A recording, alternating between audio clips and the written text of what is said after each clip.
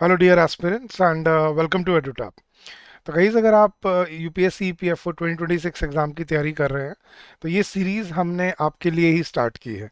Guys, इस series का नाम है विजय सीरीज़। और इस सीरीज़ का पर्पज़ है गाइस, जो पिछले साल हमसे मतलब हम सबसे हमसे इन द सेंस के स्टूडेंट से जो जो कमियां रह गई थी वो अब की बार हम ना छोड़ें। तो गाइस, लास्ट ईयर हमने ऑब्जर्व किया जब ईपीएफओ एपीएफसी और ईओएओ का एग्ज़ाम हुआ। इंग्लिश के जो क्वेश्चंस थे वो बहुत ही डिफिकल्ट लगे स्टूडेंट्स को। रीज़न बीइंग इसलिए नहीं कि वो बहुत ही बहुत ही एज इन के बहुत ट्रिकी थे। वो ऐसे क्वेश्चन थे जो बहुत ही डीप कॉन्सेप्ट से जाके पूछे गए थे। मैं आपको अभी थोड़ी देर बाद दिखाऊं भी कि कैसे क्वेश्चन आए थे और हमें क्या करना है उसके लिए। लेकिन पर्पस क्या है इस विजय सीरीज का, हम एक एक करके हर वीक आपके लिए अलग अलग सब्जेक्ट्स पे लेक्चर्स लेके आएंगे, डिटेल्ड लेक्चर्स, जिसमें आपको वो इंसाइटफुल टॉपिक्स हम डिस्कस करेंगे जो आपके एग्जाम पर्सपेक्टिव से सुपर इंपॉर्टेंट होने वाले हैं। तो गाइज, इस सीरीज में हम इंग्लिश लैंग्वेज से स्टार्ट कर रहे हैं। आज का पहला लेक्चर है आपका इंग्लिश लैंग्वेज पे। और आज हम बिल्कुल अपना बेसिक से स्टार्ट करेंगे जो हमने कवर करना है। तो चलिए गाइज, जल्दी से वीडियो को लाइक कर लीजिए ताकि ये सेव रहे आपके पास, और सब्सक्राइब कर लीजिए अगर आप यहाँ पहली बार है तो। गाइज, आगे बढ़ने से पहले मैं आपको अपनी स्पेशल गाइड बुक के बारे में बताता हूँ। गाइज, ये बिल्कुल फ्री ऑफ कॉस्ट है। जीरो कॉस्ट पे आपको इस वीडियो के डिस्क्रिप्शन में इसका लिंक मिल जाएगा, वहां से इसको सीधा डाउनलोड कर सकते हैं। You don't need anything at all. अब इसका बेनिफिट क्या है या इसका यूएसपी क्या है गाइज? ये एक ऐसी गाइड बुक है जिसमें आपको सारे यूपीएससी यूपीएफओ के सबसे पहले तो पीवाईक्यूज मिलेंगे। उसके बाद कैसे प्रिपेयर करना है इस एग्जाम के लिए, उसके लिए आपको एक बहुत ही डिटेल्ड स्ट्रैटेजी मिलेगी जिसको आप यूज़ कर सकते हो अपनी प्रिपरेशन के लिए।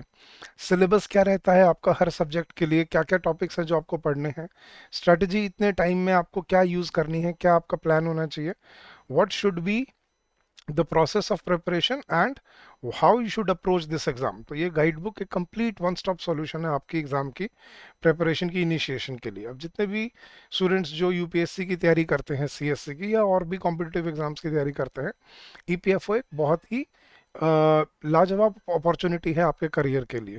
एक बहुत ही रेप्यूटेड पोस्ट है और बहुत ही रेप्यूटेड ऑर्गेनाइजेशन है। तो इसका एग्ज़ाम यूपीएससी ही कंडक्ट करती है।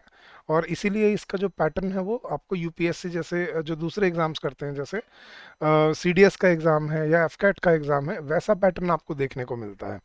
बट एक चीज़ है गाइस, ये आपका सी सैट्स के सिमिलर नहीं होता। तो आपको इसमें कुछ डिफरेंट है जो आपको इसमें पढ़ना पड़ता है, क्योंकि सी सेट में सिर्फ आपको कॉम्प्रिहेंशन पैसेजेस आते हैं, जबकि इसमें आपको अलग अलग तरह के क्वेश्चंस देखने को मिलते हैं। तो मैं आपको कुछ क्वेश्चंस दिखाता हूँ गाइस जो 2025 एग्जाम में पूछे गए थे। जैसे अगर आप स्क्रीन पे देख पा रहे हैं तो पहले आपसे ग्रामेटिकल क्वेश्चंस पूछे गए थे। अगर आप लेफ्ट साइड देख पा रहे हो तो क्वेश्चन नंबर 1 2 3 ये बिल्कुल इन डेप्थ कॉन्सेप्ट के, बिल्कुल जो फ्यूअर मतलब लेसर नोन रूल्स होते हैं ना, जो बहुत कम बच्चे प्रिपेयर करके जाते हैं, उनके ऊपर उन्होंने क्वेश्चन पूछे। जैसे मोडाल्स के ऊपर क्वेश्चन पूछ लिया, एडजेक्टिव पे क्वेश्चन पूछ लिया।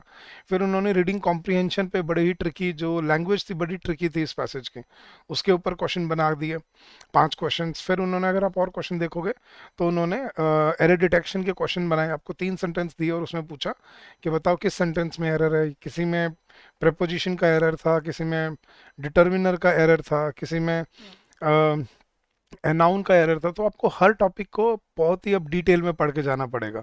तो इस सीरीज का पर्पस यही है, हम आपको वो इम्पोर्टेंट क्रूशल चैप्टर्स जो हैं, जो एग्जाम में टारगेटेबल हैं, उनके जो फाइनर जो डिटेल्स हैं, जो लेसर नोन रूल्स हैं, जो सबको नहीं मालूम होते, जो प्रिपेयर करता है उसको नहीं ध्यान रहते, वो हम डिस्कस करेंगे इस सीरीज में। तो जुड़े रहिएगा गाइस, ये सीरीज बहुत ही काम की है, बहुत काम की होने वाली है। तो चलिए गाइज, आज मैं स्टार्ट करता हूँ आपका first lecture, which is parts of speech. Parts of speech क्या होता है ये हम बाद में मैं आपको डिस्कस करूंगा। पहले मैं आपकी ना ग्रामर को एक बार डिकोड करना चाहता हूँ सबसे पहले। गाइस देखो, आपके 3 कंपोनेंट्स होते हैं आपके एग्जाम में प्रिपरेशन के। सबसे पहला जो बिल्कुल आपका बेस है, जिसमें मेजॉरिटी ऑफ द क्वेश्चंस आपके टारगेट होते हैं, वो है आपकी ग्रामर। ठीक है, आपकी ग्रामर के बाद फिर वो आपको टेस्ट करता है आपकी वोकेबुलरी पे। वोकेबुलरी में सिनोनिम एंटोनिम आ जाते हैं, फ्रेजल वर्ब्स आ जाती हैं, इडियम्स एंड फ्रेजेस आ जाते हैं। और फिर आपकी आती है कॉम्प्रिहेंशन एबिलिटी, जिसमें वो आपको रीडिंग कॉम्प्रिहेंशन पे टेस्ट करता है। तो ये 3 बेसिक कंपोनेंट्स हैं जो हमें यहाँ पे तैयार करने हैं। लेकिन we will start from the very top, जहाँ से हम अपने बेसिक्स को इम्प्रूव कर पाएं, जो है आपकी ग्रामर। तो ग्रामर से स्टार्ट करेंगे गाइस, ठीक है। तो गाइस अब हमने वैसे ग्रामर बचपन से पढ़ी है, राइट, लेकिन आज मैं आपको बिल्कुल अलग तरह से ग्रामर समझाने वाला हूँ, एक ऐसे डिफरेंट अप्रोच से जो शायद आज से पहले आपने ना देखी हो कहीं पर भी। तो इसको समझिएगा और पूरा लेक्चर एंड तक देखिएगा। आप बेशक स्पीड बढ़ा सकते हैं इसके 1.25x करके या 1.5x करके देख सकते हैं, इफ़ यू फील लाइक कि थोड़ा सा स्लो हो रहा है, राइट। लेकिन तो इसको लेक्चर को पूरा देखना, क्योंकि मैं एक गारंटी देता हूँ गाइस, इस लेक्चर के एंड होने तक जितनी आपने अपने बचपन में ग्रामर सीखी थी, उसके बराबर ग्रामर मैं आपको यहाँ सिखाने वाला हूँ इस एक लेक्चर के अंदर। तो that's how exciting this is going to be, ठीक है। तो चलिए गाइस, सबसे पहले मैं आपको ग्रामर का बेसिक समझाता हूँ गाइस। ग्रामर है क्या, जिसको हम देखो हर लैंग्वेज जिसको हम यहाँ पे पढ़ने वाले हैं, देखो होता क्या है गाइस, हर लैंग्वेज की ना एक ग्रामर होता है, एक व्याकरण होती है। जैसे हिंदी में भी हम बचपन में व्याकरण पढ़ते थे, राइट। हर लैंग्वेज की एक बेसिक रूल्स एंड टर्मिनोलॉजी होती है, व्याकरण उसी को बोलते हैं, ग्रामर उसी को बोलते हैं। तो जैसे हिंदी में व्याकरण होती है, ऐसे ही इंग्लिश में हमारी ग्रामर होती है। Grammar is the underlying foundation of the language. और जब तक आपकी ग्रामर स्ट्रांग नहीं होगी ना, आप कभी भी, आपको अपनी लैंग्वेज पे कॉन्फिडेंस नहीं आएगा, याद रखना। आप बेशक कितना ही बड़े महारथी बन जाओ पढ़ने में, लेकिन जब आप कुछ एक्चुअली में समझने बैठोगे, तो आपको रियलाइज होगा कि आप सिर्फ उसका मीनिंग कॉन्टेक्चुअली शायद समझ पा रहे हो, लेकिन उसको ग्रामेटिकली कैसे इनकोड करना है या डीकोड करना है, वो आपसे नहीं हो पाता। और जब भी आप कुछ लिखने या बोलने की कोशिश करते हो, तो डर लगता है इंग्लिश बोलने में। वो क्यों है? बिकॉज सबकॉन्शियसली आपको पता है कि आपके अंदर जो बचपन से आपने ग्रामर पढ़ी है, वो उस लेवल की नहीं है जिस लेवल की आपको पता होनी चाहिए थी, और इसलिए वो कॉन्फिडेंस कभी डेवलप होता ही नहीं है, राइट। लेकिन आज हम उस सारी जंजीरों को तोड़ देंगे, और आज हम एक नई तरह से ग्रामर सीखेंगे गाइस, ठीक है। चलिए, अब मैं जो मेरा जो पेडागोजी है या मेरा जो पढ़ाने का तरीका है, वो थोड़ा सा डिफरेंट है फ्रॉम योर नॉर्मल बुक्स। जो नॉर्मल टीचर्स आपकी बुक से पढ़ाते हैं, मैं वैसे नहीं पढ़ाता। मेरा तरीका है अपना खुद का एक ऐसा तरीका जिससे आप ग्रामर को जिंदगी भर के लिए रिटेन कर पाओ। तो गाइस, पेन नोटबुक नीचे रख के इस लेक्चर को ध्यान से सुनना, और अगर आपने एंड तक ये लेक्चर सुन लिया, जिंदगी में कभी आपको ग्रामर से डर नहीं लगेगा, ये मैं लिख के गारंटी दे सकता हूँ आपको, ठीक है। तो स्टार्ट करते हैं गाइस। अब मैं बिल्कुल पास से, बिल्कुल स्क्रैच से स्टार्ट करता हूँ, ठीक है। अब हुआ क्या गाइस, जब मैं हिस्टोरिकल थोड़ा आपको कॉन्टेक्स्ट देता हूँ लैंग्वेज का। अब ये English language, I hope you know, is the youngest language of this world. ठीक है, इंग्लिश सबसे रिसेंटली कंस्ट्रक्टेड लैंग्वेज है इस वर्ल्ड की, लेकिन अभी सबसे ज़्यादा, मेरे ख्याल से सबसे ज़्यादा बोले जाने वाली लैंग्वेज होगी, मतलब स्टेटिस्टिकली नहीं, मैं ग्लोबली बात कर रहा हूँ कि ग्लोबली सबसे ज़्यादा एक्सेप्टेबल लैंग्वेज कौन सी होती है, मेरे ख्याल से इंग्लिश। अभी इंग्लिश को क्यों बनाया गया और इसमें क्या पर्पस था इसके पीछे? अब हुआ क्या गाइस, जब देखो हिस्टोरिकली इंडस्ट्रियल रेवोल्यूशन स्टार्ट हुआ, अब जब इंडस्ट्रियल आउटपुट आने लगा, तो जो प्रोडक्ट्स बनने लगे उनको कहीं ना कहीं बेचना भी पड़ेगा, राइट। तो अब उनको ये चीज़ समझ आई, इंडस्ट्रियल रेवोल्यूशन आपको पता था कहाँ पे हुआ, यूरोप में और अपने ग्रेट ब्रिटेन में, राइट। तो उनको समझ आई कि अब ये चीज़ें हमें जब दुनिया भर में बेचनी है, तो हमें ट्रेड करना पड़ेगा। अब ट्रेड के लिए आपके शिपिंग राउट्स होते थे, सब होते थे, लेकिन सबसे बड़ा जो बैरियर था ट्रेड में, वो था आपका कम्युनिकेशन गैप। कि आप किसी जगह पे जाते, और आपको अगर अपनी चीज़ें बेचनी होती या खरीदनी होती कुछ, तो आपको एक कम्युनिकेशन के लिए एक लैंग्वेज चाहिए होती है, जो कि एक कॉमन लैंग्वेज नहीं होती थी। अब ये लोग अलग अलग कंट्रीज में जाते थे, अफ्रीका, साउथ अमेरिका, फिर उसके बाद अपने ईस्ट में आ जाओ तो चाइना, जापान, इंडिया। आपने सब हिस्टोरिकल कॉन्टेक्स्ट पढ़ा होगा ये, राइट। तो सबसे बड़ी प्रॉब्लम थी कि वो उनको एक कॉमन लैंग्वेज नहीं मिलती थी। तो इस प्रॉब्लम को हटाने के लिए, इस प्रॉब्लम को दूर करने के लिए उन्होंने एक तरीका बनाया। उन्होंने क्या किया, जितनी भी मेजर लैंग्वेजेस थी वर्ल्ड में, ठीक है, रोमन, स्पेनिश, ठीक है, इंडियन, हिंदी, संस्कृत जो थी, उन्होंने हर लैंग्वेजेस से क्या किया, वर्ड्स बोरो किए, कहीं में उनको ट्विस्ट कर दिया, कहीं पे उनको रेप्लिकेट कर दिया, कहीं पे उनको कन्वर्ट कर दिया, और एक नई लैंग्वेज खड़ी करी। अब आपने नोटिस किया होगा, इंग्लिश लैंग्वेज में ना बहुत सारी लैंग्वेजेस से वर्ड यूज होते हैं, बहुत सारे आपको लैटिन वर्ड मिलेंगे, रोमन वर्ड मिलेंगे, संस्कृत के वर्ड मिलेंगे, अलग अलग लैंग्वेजेस से वर्ड मिलते हैं, ताकि हम इसको एक, मतलब एक जिसको हम बोलते हैं ना, कॉन्ग्रुएंट लैंग्वेज बना पाए। ये उन्होंने दिमाग लगाया। तो उन्होंने क्या किया, हर लैंग्वेजेस से जो वर्ड्स थे वो बोरो किए, और उन्होंने एक नई लैंग्वेज खड़ी कर दी, जिसको उन्होंने नाम दिया इंग्लिश, ठीक है। इसलिए English is the youngest language of the world. अब हुआ क्या, अब जब वो ये इंग्लिश लेके हमारे पास आए, ठीक है, तो मतलब किसी भी, हमारे पास इन द सेंस किसी भी ट्रेडिंग कंट्री के सब पास गए, तो उन्होंने बोला कि हमने एक ग्लोबल लैंग्वेज बनाई है जो आज के बाद ग्लोबल ट्रेड के लिए यूज़ होगी, तो आप भी इस लैंग्वेज को सीख लीजिए। तो हमने बोला ठीक है, हम कोशिश करते हैं सीखने की, क्या करना है बताओ। तो उन्होंने एक बड़ी सी किताब हमारे सामने रख दी और बोला ये किताब के अंदर बहुत सारे वर्ड्स हैं, आप ये वर्ड सीख लो, आपको पूरी लैंग्वेज समझ आ जाएगी। ठीक है, मैं आपको पूरी हिस्टोरिकल कॉन्टेक्स्ट से फिर आपको पूरे ग्रामर समझाऊंगा गाइस, ठीक है, तो सुनते रहना आप। तो उन्होंने एक बुक हमारे सामने रख दी और उन्होंने कहा कि अगर आपको इंग्लिश लैंग्वेज सीखनी है तो ये बुक में बहुत सारे वर्ड्स हैं, इनको सबको इनका मीनिंग सीख लो, इन वर्ड्स का, आपको सारी इंग्लिश समझ आ जाएगी। हमने बोला कि कौन सी बुक है भाई ये, तो उन्होंने बोला डिक्शनरी। अब डिक्शनरी में हमने देखा वो तो बहुत मोटी थी, उसमें तो बहुत सारे वर्ड्स थे। तो हमने बोला कितने वर्ड्स हैं इसमें, उसने उन्होंने बोला कि लाखों वर्ड्स हैं इसमें, कोई काउंटिंग नहीं है। तो हमने बोला भाई लाखों वर्ड्स और एकदम से सीखना और फिर उसको एक लैंग्वेज की तरह यूज़ करना, वो हमारे लिए तो पॉसिबल नहीं होगा। हम अपना काम करेंगे बैठ के दिन भर ये किताब पढ़ते रहेंगे, और कितना टाइम लग जाएगा यूं वर्ड्स का मीनिंग सीखते सीखते। अब ये सवाल उनके भी सामने खड़ा हुआ, हर जगह से उनको यही फीडबैक मिलने लगा कि नई लैंग्वेज हम क्यों सीखें, हम कैसे सीखें, इतनी मुश्किल, इतने इतने सारे वर्ड्स हम कैसे याद करें। तो अब बैठ के उन्होंने ब्रेनस्टॉर्मिंग स्टार्ट की, और उन्होंने क्या किया, उन्होंने अब दिमाग लगाया कि हमें किसी तरह से इस लैंग्वेज को सीखने और सिखाने का तरीका बड़ा इजी बनाना पड़ेगा। तो उन्होंने क्या किया, इंग्लिश लैंग्वेज में जितने भी वर्ड्स थे ना, उनको एक उनको कैटेगराइज करना स्टार्ट कर दिया, उनको सेग्रीगेट करना स्टार्ट कर दिया। ठीक है, और सेग्रीगेट करने पे उनको उन्होंने क्या पाया कि जितने भी वर्ड्स हैं इंग्लिश लैंग्वेज में, उनको हम टोटल 8 कैटेगरीज में डिवाइड कर सकते हैं। तो उन्होंने क्या किया, इंग्लिश लैंग्वेज में जितने भी वर्ड्स थे उनको 8 कैटेगरीज में सेग्रीगेट कर दिया, मतलब डिवाइड कर दिया इन द सेंस, जो एक जैसे वर्ड थे वो एक कैटेगरी में डाल दिए, जो दूसरे एक जैसे वर्ड थे वो दूसरी कैटेगरी में डाल दिए, जो तीसरे एक जैसे वर्ड थे वो तीसरी कैटेगरी में डाल दिए, और यूं करके टोटल उन्होंने 8 कैटेगरीज बनाई। और उन्होंने, अब वो दोबारा आए हमारे पास एक पतली सी किताब लेके, और अब की बार उन्होंने बोला कि आपको वो इतनी मोटी किताब सीखने की जरूरत नहीं है, वो आप बाद में छोड़ दो, जब मन करे तब पढ़ लेना, आप बस ये छोटी सी किताब पढ़ लो, ये 8 कैटेगरीज हैं, ये 8 कैटेगरीज सीख जाओ, उसके बाद आपको लैंग्वेज अपने आप समझ आना स्टार्ट हो जाएगी। अब हमने बोला कि हाँ ये हुई ना कोई बात, अब हम सीख सकते हैं, 8 कैटेगरीज मैनेजेबल हैं। अब वो लाखों लाखों वर्ड्स कौन सीखेगा बैठ के, और उसमें तो टाइम भी लगेगा।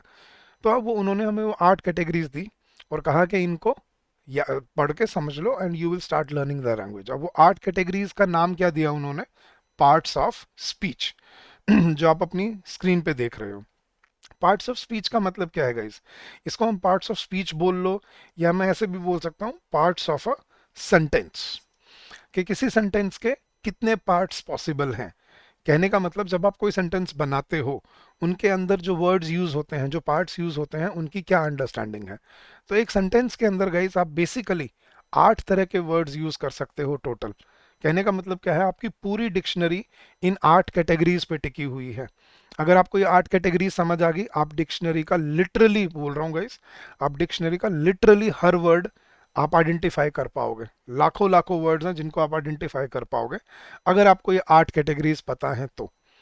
और बचपन से क्या हुआ गाइस, अब स्कूल में हमारे साथ क्या हुआ, स्कूल में हमें कोशिश की गई ग्रामर सिखाने की। आई थिंक कौन सी क्लास में स्टार्ट होती है ग्रामर, हमारी थर्ड फोर्थ क्लास में स्टार्ट हो जाती है, और कौन सी क्लास तक चलती है, I think 8th 9th class तक तो ग्रामर आती है, अलग से सेक्शन पेपर आता है उसका। 10th में भी आती है वैसे तो, बट 8 9 तक मैं बोलता हूँ स्कूल में तो आती है। तो कितने साल हो गए guys, third fourth fifth six seventh eighth ninth, चलो मैं 8 साल मानता हूँ, ठीक है, गिव और टेक। उन्होंने 8 साल आपको ग्रामर पढ़ाई, रिपीट कर कर के पढ़ाई, हर साल एग्जाम में भी आई, सब कुछ पेपर हुआ, सब कुछ हुआ उसका। लेकिन आप अपने आप से पूछ के बताना मेरे को एक बार गाइस, कितने परसेंट ग्रामर याद है आज आपको। Exactly exactly. अब आपका जवाब आपको खुद मिल गया होगा। वो क्यों नहीं 8 कैटेगरी सिखा पाए हमें अच्छे से, रीजन बीइंग, आपने सुनी एक बात, इंडिया में बड़ी थ्योरेटिकल एजुकेशन होती है, बाहर बड़ी दूसरे देशों में प्रैक्टिकल एजुकेशन सिखाते हैं, हम यहाँ रट्टाफिकेशन पे लगे रहते हैं। एक्चुअली वो सच है, मैं नहीं कह रहा कि सारा सिस्टम ही ऐसा है, बट हाँ, जब तक हम पढ़ रहे हैं, मतलब जो हम अब पढ़ रहे हैं, अब शायद चेंज आने लगा है थोड़ा सा, लेकिन जब तक हम पढ़ रहे थे तब तक तो यही चलता था। अब टीचर क्या करते थे, क्लास में आते थे, पहले 5 मिनट तो, अब 30 25 मिनट के लेक्चर में पहले 5 मिनट तो अटेंडेंस में निकल गए। ठीक है, फिर उन्होंने बोर्ड पे पहले फिर चेक किया किसने होमवर्क किया है नहीं किया है, वो सब हो गया। फिर उसके बाद वो बोलते थे चलो अपनी नोटबुक निकालो, बुक निकालो। फिर मैम बोर्ड पे अपना एक नया टॉपिक ले देते थे, टॉपिक का नाम लिख दिया नाउन, अब फिर नाउन की डेफिनेशन लिखवा दी, nouns are name word names of people places things feelings etcetera etcetera etcetera. यूं करके डेफिनेशन लिखवा दी, उसकी टाइप्स लिखवा दी, और एक एक एग्जांपल लिखवा दिया। इतने में हो गया आपकी 25 मिनट खत्म, चैप्टर खत्म। चलो अगली बार बात करेंगे। अब हमने हमने भी क्या किया, वही जो मैम ने बोर्ड पे लिखा चुपचाप उसको नोटबुक में लिखते रहे। और जब एग्जाम आया तो मैम से पूछ के, टीचर से पूछ के, मैम कौन सा इंपॉर्टेंट चैप्टर है, कौन सा इंपॉर्टेंट टॉपिक है, मैम ने इंपॉर्टेंट चैप्टर बता दिया, हमने पढ़ पढ़ के रात भर बैठ के याद करके और एग्जाम में लिखा है जो लिखाना था। एग्जाम के अगले दिन जो भी याद किया था वो गायब। अगले साल फिर वही कहानी स्टार्ट, एक थोड़े बड़े लेवल पे। अगले साल फिर वही कहानी स्टार्ट। लेकिन क्या आपको आज भी कोई 8 कैटेगरीज याद हैं ग्रामर की? अपने अपने आप से पूछ के बताना। नहीं। तो आपको अब यही समझा रहा हूं मैं कि अगर आप ग्रामर को बिल्कुल बेसिक से सीखोगे ना, तब आपका वो कॉन्फिडेंस डेवलप होगा जो एक्चुअली में, जिसको हम बोलते हैं ना organic understanding of a language, वो आपकी बिल्डअप होगी। और वही हम इस सीरीज में करने वाले हैं। तो चलिए गाइस, आज हम स्टार्ट करते हैं अपना टॉपिक, पार्ट्स ऑफ स्पीच या पार्ट्स ऑफ सेंटेंस। कि मतलब एक सेंटेंस में जो वर्ड यूज होते हैं, ठीक है, उनका उनकी टेक्निकल अंडरस्टैंडिंग क्या है। फॉर मैं आपको एग्जांपल से समझाता हूँ। जैसे मैं बोलता हूँ the prime minister is going to Europe next week. अब हम क्या करते हैं guys, the prime minister is going to Europe next week, चलो मैं लिख देता हूँ आपको यहाँ पे, द प्राइम मिनिस्टर, चलो शॉर्ट में लिख रहा हूँ, इज विजिटिंग या गोइंग, सिंपल लगता है, चलो, is going to Europe next week. अब हम पता है क्या करते हैं बेसिकली अपनी लैंग्वेज में गाइज, हमने ये जो सेंटेंस पढ़ा है ना, हम सिर्फ इसको हिंदी में कन्वर्ट कर लेते हैं अपने दिमाग में। क्या? कि प्राइम मिनिस्टर अगले हफ्ते यूरोप जा रहे हैं। हमने हिंदी तो समझ ली इसकी, हमें लगा हमने इसका मीनिंग समझ लिया अच्छे से, हमें सेंटेंस समझ आ गया। लेकिन जो चीज़ आप अब नहीं सोचते वो है कि क्या हमें सेंटेंस की टेक्निकलिटी मालूम है। मतलब इस सेंटेंस में द क्या है, प्राइम मिनिस्टर क्या है, इज क्या है, गोइंग क्या है, टू क्या है, यूरोप क्या है, नेक्स्ट क्या है, वीक क्या है। जब तक आप इन वर्ड्स को आइडेंटिफाई नहीं कर पाओगे, आप सिर्फ क्या कर रहे हो, इंग्लिश टू हिंदी कन्वर्ट कर रहे हो उसको बस। आप टेक्निकलिटी नहीं कंट्रोल कर रहे हो उसके। आप ये नहीं समझ पाओगे कि इसमें कहाँ सही, क्या गलत है और क्या सही है। तो आज आपको यही समझा रहा हूँ कि अगर आपको ये अंडरस्टैंडिंग होगी, तब आप ग्रामर की टेक्निकलिटी को बिल्डअप कर पाओगे। तो चलिए गाइज, आज आपको ना एक मस्त कहानी सुनाता हूँ, बहुत इंटरेस्टिंग स्टोरी है, जो शायद आपने आज से पहले कभी ना सुनी हो। ठीक है। अब इस स्टोरी में, इस स्टोरी की हेल्प से मैं आपको पूरी ग्रामर सिखा दूंगा। और देखना, आज के बाद आप कभी ग्रामर में, कभी आपको डर नहीं लगेगा, कभी पीछे मुड़ के नहीं देखना पड़ेगा, कि आप कभी मन से ये नहीं आएगा कि मुझे ग्रामर नहीं आती। और पूरी ग्रामर में एक लेक्चर में सिखाने वाला हूँ। तो अगर आपको लेक्चर एंड तक देख के अच्छा लगे, तो do share your feedback in the comment section of the video, and don't forget to like the video once again. तो चलिए गाइज, स्टार्ट करते हैं पार्ट्स ऑफ स्पीच। अब मैं क्यों बोल रहा हूँ गाइस कि मैं एक कहानी सुनाने वाला हूँ आपको। ठीक है। आप देखो गाइस, बचपन से जब भी हमने एक चीज़ ऑब्जर्व की है एज एज टीचर्स, मतलब एज ट्रेनर्स, हमें पता है कि पेडागोजी एक चीज़ होती है जिसको हम यूज़ करते हैं to make concepts easier for the students to grasp and to retain. मतलब टीचर का काम क्या होता है, जो बुक में ब्लैक एंड वाइट में लिखा है उसको बोर्ड पे ब्लैक एंड वाइट करना नहीं होता। उसका काम होता है उन कॉन्सेप्ट्स को ब्रेक डाउन करके इस तरह से सिखाना, और ऐसे शॉर्टकट्स बना देना उसमें कि बच्चे का उसमें इंटरेस्ट डेवलप हो जाए, और बच्चे को वो जिंदगी भर के लिए याद हो जाए। मैं एग्जांपल देता हूँ आपको। गाइस, आपने 8 क्लास में ट्रिग्नोमेट्री पढ़ी थी, याद है सभी ने? ट्रिग्नोमेट्री में वो आते थे sine theta, cos theta, tangent theta. Sine theta का फॉर्मूला याद है आपको? सोचो, अपने आप से पूछ के देखो। हाँ sir, perpendicular upon hypotenuse. Cos का, कॉस थीटा का फॉर्मूला, हाँ सर, बेस अपॉन हाइपोटेन्यूज। ये याद कैसे हैं थोड़े बहुत आपको? अब गई 8 क्लास में, जब बच्चा इतना छोटा होता है, सोचो जब ट्रिग्नोमेट्री पढ़ाने क्लास में टीचर आता है, अगर वो वहाँ पे साइन थीटा कॉस थीटा लिखता है, बच्चा मन ही मन सोचता है एक बार, यार ये तो नहीं कर पाएगा मैं, ये तो मुझे नहीं आएगा। लेकिन फिर टीचर एक शॉर्टकट देता है आपको कि इसको याद रखने का, इनका फॉर्मूला को याद रखने की ट्रिक क्या है। पंडित बद्री प्रसाद हर हर बोले सोना चांदी तोले, या ऐसे कुछ सिखाते थे, पाकिस्तान भूखा प्यासा, हिंदुस्तान हरा भरा, ऐसे करके कुछ। तो ये क्या होते हैं, पाकिस्तान भूखा प्यासा या पंडित बद्री प्रसाद हर हर बोले? ये होते हैं निमोनिक्स, जो चीज़ों को याद रखने में मदद करते हैं। या और बचपन में और एग्जांपल देता हूँ गाइस, हमें वो साइंस वाले टीचर जो रेनबो के कलर्स याद कराते थे, कैसे याद कराते थे? है याद किसी को?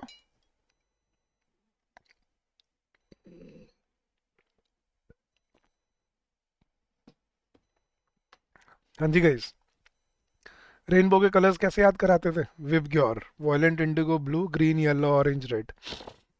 या और बचपन में आ जाओ, और बचपन में जब याद है टीचर्स आपको वो सोलर सिस्टम के प्लैनेट्स के नाम याद कराते थे, कैसे कराते थे? My very educated mother just showed us ऐसे कुछ 9 प्लैनेट्स करके, या माई वेरी एंथुजियास्टिक ऐसे करके कुछ कुछ होता था। सब मतलब टीचर्स के अलग अलग निमोनिक्स होते थे, बट मेरा क्वेश्चन क्या है, मेरा पॉइंट क्या है कि ये निमोनिक्स क्यों बनाए जाते हैं?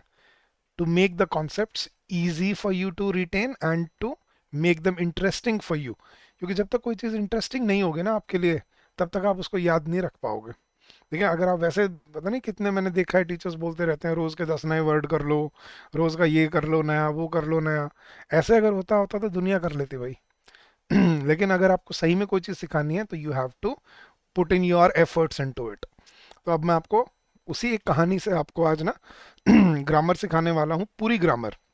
ठीक है, तो कहानी सुनना है एंड तक, और इसको एंजॉय करना, आप रिलेट कर पाओगे इस कहानी से। तो गाइज ग्रामर को सीखने का तरीका क्या है देखना गाइज। अब मैं इस कहानी को ना ऐसे एक्सप्रेस करता हूँ। देखो कहानी एक फिक्टिशियस कहानी है। इस कहानी के सारे पात्र क्या हैं, काल्पनिक हैं। राइट, तो इस कहानी को समझने का तरीका, इसका बैकग्राउंड कुछ ऐसा है। तो समझने गाइस, एक बार ना एक ग्रामर की क्लास होती है, इंग्लिश ग्रामर की एक क्लास होती है स्कूल में। ठीक है, स्कूल लेवल की बात है ये। तो इंग्लिश ग्रामर की एक क्लास होती है, और उस क्लास में टोटल 8 बच्चे पढ़ते थे। देर वर 8 स्टूडेंट्स इन दिस क्लास। अभी 8 बच्चे कौन है गाइज? जो मैंने अभी आपको पीछे ये 8 कैटेगरीज बताई ना यहाँ पे, कि उन्होंने क्या किया, इंग्लिश डिक्शनरी में जितने भी वर्ड्स थे उन्होंने उनको 8 कैटेगरीज में डिवाइड कर दिया, 8 कैटेगरीज में सेग्रीगेट कर दिया। राइट, तो मैं इन्हीं 8 कैटेगरीज को यहाँ पे इस क्लास में बच्चे बना रहा हूँ, ताकि मैं वो स्टोरी क्रिएट कर पाऊँ आपके उसके चारों तरफ। राइट, तो आप समझ रहे होगे 8 कैटेगरीज कौन सी हैं। ये वो 8 कैटेगरीज हैं जिसमें मैंने बोला कि आपकी इंग्लिश डिक्शनरी का लिटरली लिटरली हर वर्ड आ जाता है, लिटरली। तो अब ये कौन से 8 कैटेगरीज हैं, ये कौन से ये 8 बच्चे हैं, अब ये समझते हैं गाइस।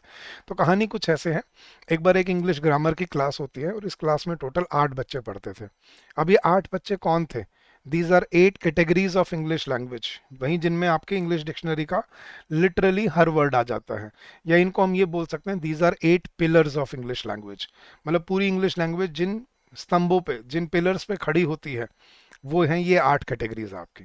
तो अब ध्यान से सुनना इनको और ध्यान से समझना, ताकि आप एग्जाम पर्सपेक्टिव से इनको याद रख पाओ। ठीक है, अब यहाँ से मैं स्टार्ट कर रहा हूँ, बिल्कुल बेसिक इंट्रोडक्शन है आपकी ग्रामर की।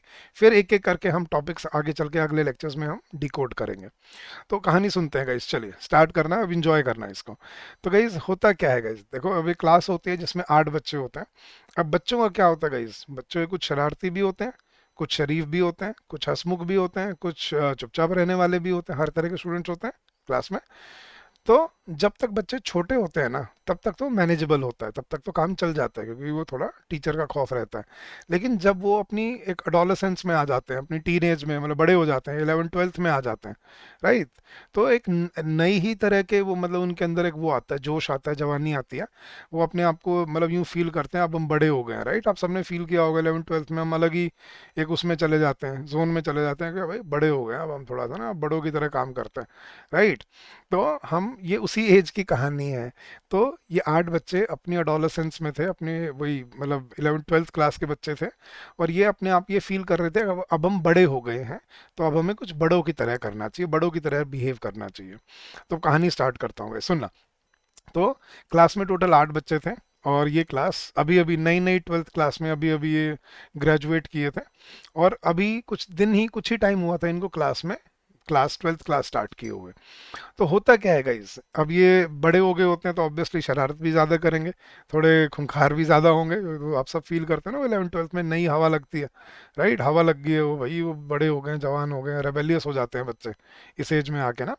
तो ये वही वाली स्टोरी है, सुनना अब। तो एक दिन क्या होता है, जब ये नए नए अभी क्लास 12th क्लास में स्टार्ट ही करते हैं, तो कुछ दिनों के बाद एक दिन रिसेस में ना, एक बड़ा शरारती बच्चा होता है, वो खड़ा होता है, और क्लास के सामने जाके ना सबके सामने अनाउंसमेंट करता है। बोला भाई सब सुनो यार एक बार। सब उसके उसके तरफ, सबका ध्यान उसकी तरफ चला जाता है। वो बोलता है, कहता है यार देखो अब हम बच्चे तो रहे नहीं, अब हम बड़े हो गए हैं, 12th क्लास में हो गए हैं, अगले साल कॉलेज में चले जाएंगे। बोला हाँ जी, हाँ भाई बिल्कुल ठीक बात है, बड़े तो हो गए हैं। सबने बोला यस। तो बोला यार जब हम इतने बड़े हो ही गए हैं, तो क्यों ना कुछ बड़ों की तरह काम करते हैं। अब सबके चेहरे पे क्वेश्चन मार्क आ गया। बड़ों की तरह काम करते हैं, क्या काम करते हैं? तो अब देखना होता क्या है। तो एक बड़ा शरारती बच्चा होता है, वो क्लास में जाके क्लास के सामने खड़ा होकर बोलता है कि अब हम बड़े हो गए, कुछ बड़ों की तरह काम करते हैं। तो वो बोलता है कि आज से ना मैं अपना एक गैंग बना रहा हूँ। ठीक है, गैंग होते थे गाइस क्लास में, अपना अपना अपना बचपन याद करना सभी। अपने अपने क्लास में गैंग मतलब वो गैंग्स ऑफ वासेपुर नहीं कह रहा मैं। गैंग मतलब वो अपने वो जो चार इकट्ठा बैठने वाले दोस्त होते थे। वो चार पीछे बैक बेंचर का एक ग्रुप होता था, याद है। एक आगे जो पढ़ने वाले बच्चे थे, उनका चार बच्चों का ग्रुप होता था। एक लेफ्ट में जो चुपचाप बैठने वाले कॉर्नर में वो वाले बच्चे होते थे। सबका अपना अपना एक गैंग होता था, याद है, छोटा सा, दो तीन बच्चों का, तीन चार बच्चों का। तो ये वही गैंग की कहानी है, सुनना आप, बहुत मजा आएगा सुनकर, और इंग्लिश बिल्कुल ईजी लगेगी आज के बाद आपको। ठीक है। तो होता क्या है, एक बार एक बड़ा शरारती बच्चा होता है, वो क्लास के सामने खड़ा होकर बोलता है आज से मैं अपना गैंग बना रहा हूँ। ठीक है। अब वो क्या बोलता है, आज से मैं अपना एक गैंग बना रहा हूँ। अब वो शरारती बच्चा कौन था गाइस, देखना। सबसे पहला, नाउन्स। तो एक बड़ा शरारती बच्चा होता है, वो क्लास में खड़ा होकर बोलता है आज से मैं अपना गैंग बना रहा हूँ। कौन था वो, नाउन्स। अब नाउन्स क्या होते हैं गाइस, समझना। अब सबने पूछा भाई ठीक है, हमने तेरी बात तो सुन ली कि भाई तू गैंग बना रहा है, लेकिन तू है कौन भाई गैंग बनाने वाला, तेरे पास क्वालिटी क्या है, तू किस बेसिस पे कह रहा है कि मैं अपना गैंग बना रहा हूँ। तो नाउन बोलता है सबके सामने, बोलता है ध्यान से सुनो, N for nouns, N for names. ठीक है, उसने बोला इस दुनिया में जितने भी नेम एग्जिस्ट करते हैं, जितने भी नाम हैं, जितने भी नेमिंग वर्ड्स हैं, वो सब मेरे पास हैं, ये क्वालिटी है मेरी। मतलब बेसिकली क्या कह रहा होता है, वो अपने कॉलर खड़ा करके बोलता है कि भाई मेरे पास सारे नाम हैं, मतलब मेरा नाम चलता है, यहाँ पे मेरा नाम है। तो वो ये कहने लग जाता है। तो नाउन क्या बोलता है, एन फॉर नाउन्स, याद रह जाएगा guys, N for noun, N for names, same same letter से स्टार्ट हो रहे हैं। और हिंदी में भी देख लो, न से नाम, एन से नाउन, एन से नेम, वही है, न से नाम, न से नाउन। याद रखने की बड़ी आसान ट्रिक है। तो नाउन्स बेसिकली क्या होते हैं गाइस, नेमिंग वर्ड्स। तो वो बोलता है कि जितने भी नेमिंग वर्ड्स हैं वो सब मेरे पास हैं। अब नेम से मेरा मतलब क्या है, नाउन से मेरा मतलब क्या है। नाउन्स, मैंने बोला कोई किसी भी चीज का नाम होता है, वो अगर वो नाम है वो क्या होगा, नाउन, सिंपल एज दैट। ठीक है।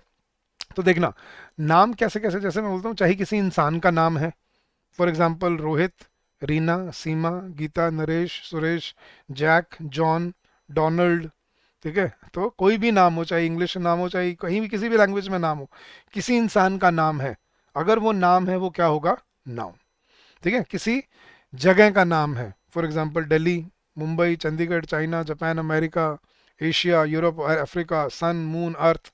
विलेज का नाम है, सिटी का नाम है, किसी भी जगह का नाम है, अगर वो नाम है किसी जगह का, वो क्या होगा, नाउन होगा।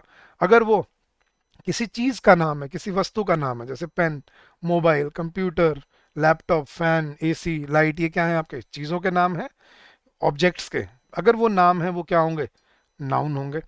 तो किसी लिविंग बीइंग का नाम, किसी नॉन लिविंग चीज का नाम, किसी जगह का नाम, या इसके बियॉन्ड किसी इमोशन के नाम होते हैं, इमोशंस होते हैं, फीलिंग्स के नाम होते हैं guys, जैसे हैप्पीनेस, हैप्पीनेस एक फीलिंग का नाम है, sadness, brotherhood, Mankind, society, culture, heritage, ये क्या होते हैं गाइज आपके इमोशंस के नाम।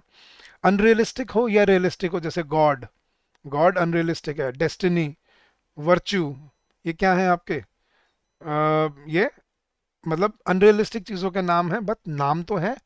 तो समझना गाइस, इस दुनिया में कोई भी नाम है, सिंपल एज दैट, कोई भी नाम है, चाहे वो किसी इंसान का नाम है, जगह का नाम है, चीज का नाम है, living, non living, real, unreal, visible, invisible, far, near, big, small, कुछ भी है, अगर वो किसी का नाम है वो क्या है, एक नाउन होता है, सिंपल एज दैट, किसी भी चीज का नाम है।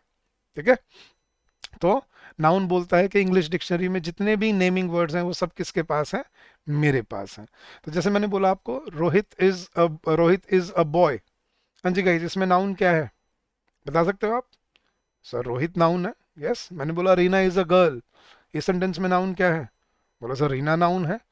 लेकिन अब मेरा क्वेश्चन सुनना ध्यान से, यहां तक तो बिल्कुल ठीक बोल रहे हो आप, लेकिन जो मैंने सेंटेंस बोला Rohit is a good boy, अब Rohit is a good boy में रोहित तो नाउन है, लेकिन अब मेरा सवाल ये है गाइस, इस सेंटेंस में जो बॉय है वो क्या है फिर,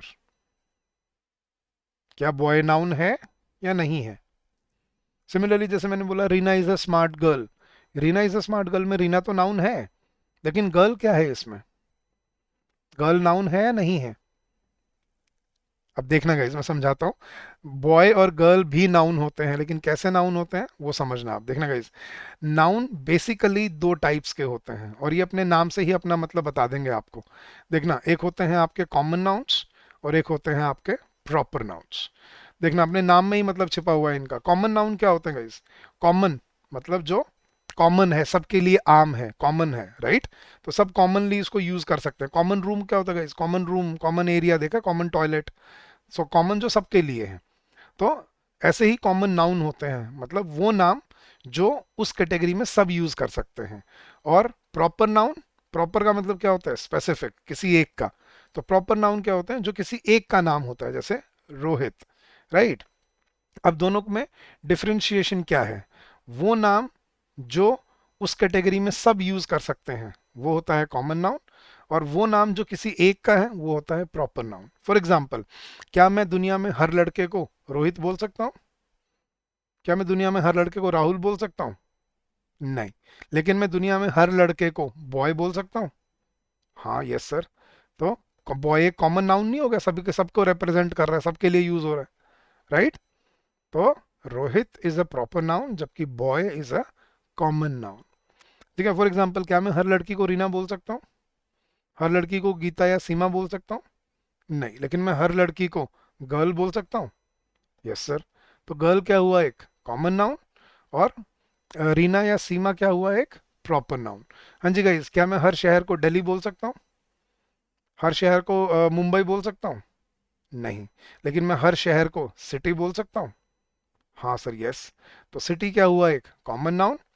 जबकि दिल्ली, मुंबई, कोलकाता, आगरा, ये क्या हुए? Proper nouns. हाँ जी गाइस, क्या मैं हर देश को कंट्री बोल सकता हूँ? सॉरी, क्या मैं हर देश को इंडिया बोल सकता हूँ? नहीं। क्या मैं हर देश को चाइना, जापान बोल सकता हूँ? नहीं। लेकिन मैं हर देश को कंट्री बोल सकता हूँ? यस। तो कंट्री क्या हुआ? कंट्री सबके लिए यूज हो सकता है, तो कॉमन है सबके लिए वो। लेकिन इंडिया, चाइना, जापान, ये क्या है आपके? Proper nouns. तो वो नाम जो उस कैटेगरी में सब यूज कर सकते हैं वो क्या होते हैं? आपके कॉमन नाउन्स। और वो जो किसी एक का होता है उसको हम क्या बोलते हैं? Proper noun. तो दोनों ही तरह के नाउन किसके पास होते हैं? मतलब नाउन्स ही होते हैं, दोनों नाउन की कैटेगरी में ही आते हैं। अब समझ रहे हो कितने सारे वर्ड होंगे नाउन के पास, और क्यों उसने अपना गैंग बनाया? क्योंकि भाई उसके पास अच्छे खासे वर्ड्स हैं इंग्लिश लैंग्वेज में। तो एक बड़ा शरारती बच्चा होता है जो अपना गैंग बना लेता है, कौन होता है वो? नाउन्स। अब नाउन क्या बोलता है कि मैं, मेरा नाम चलता है, सारे नेमिंग वर्ड्स मेरे पास हैं, तो मैं अपना अपना एक गैंग बना रहा हूँ। चलो जी, वो अपना गैंग बना लेता है। अब कहानी शुरू होती है, देखना आगे बढ़ेगी कहानी। लेकिन गाइज, अब क्लास में एक ही गैंग तो नहीं होता। होता हुआ है कभी सुना कि क्लास में एक ही गैंग था? नहीं। कहानी तो तब बनेगी ना जब दूसरा गैंग भी आएगा। तो जब नाउन ने अपना गैंग बना लिया ना, तो फिर दूसरी तरफ एक लड़का खड़ा हुआ। उसने बोला ठीक है भाई, सभी ने सुन लिया कि नाउन ने अपना गैंग बनाया।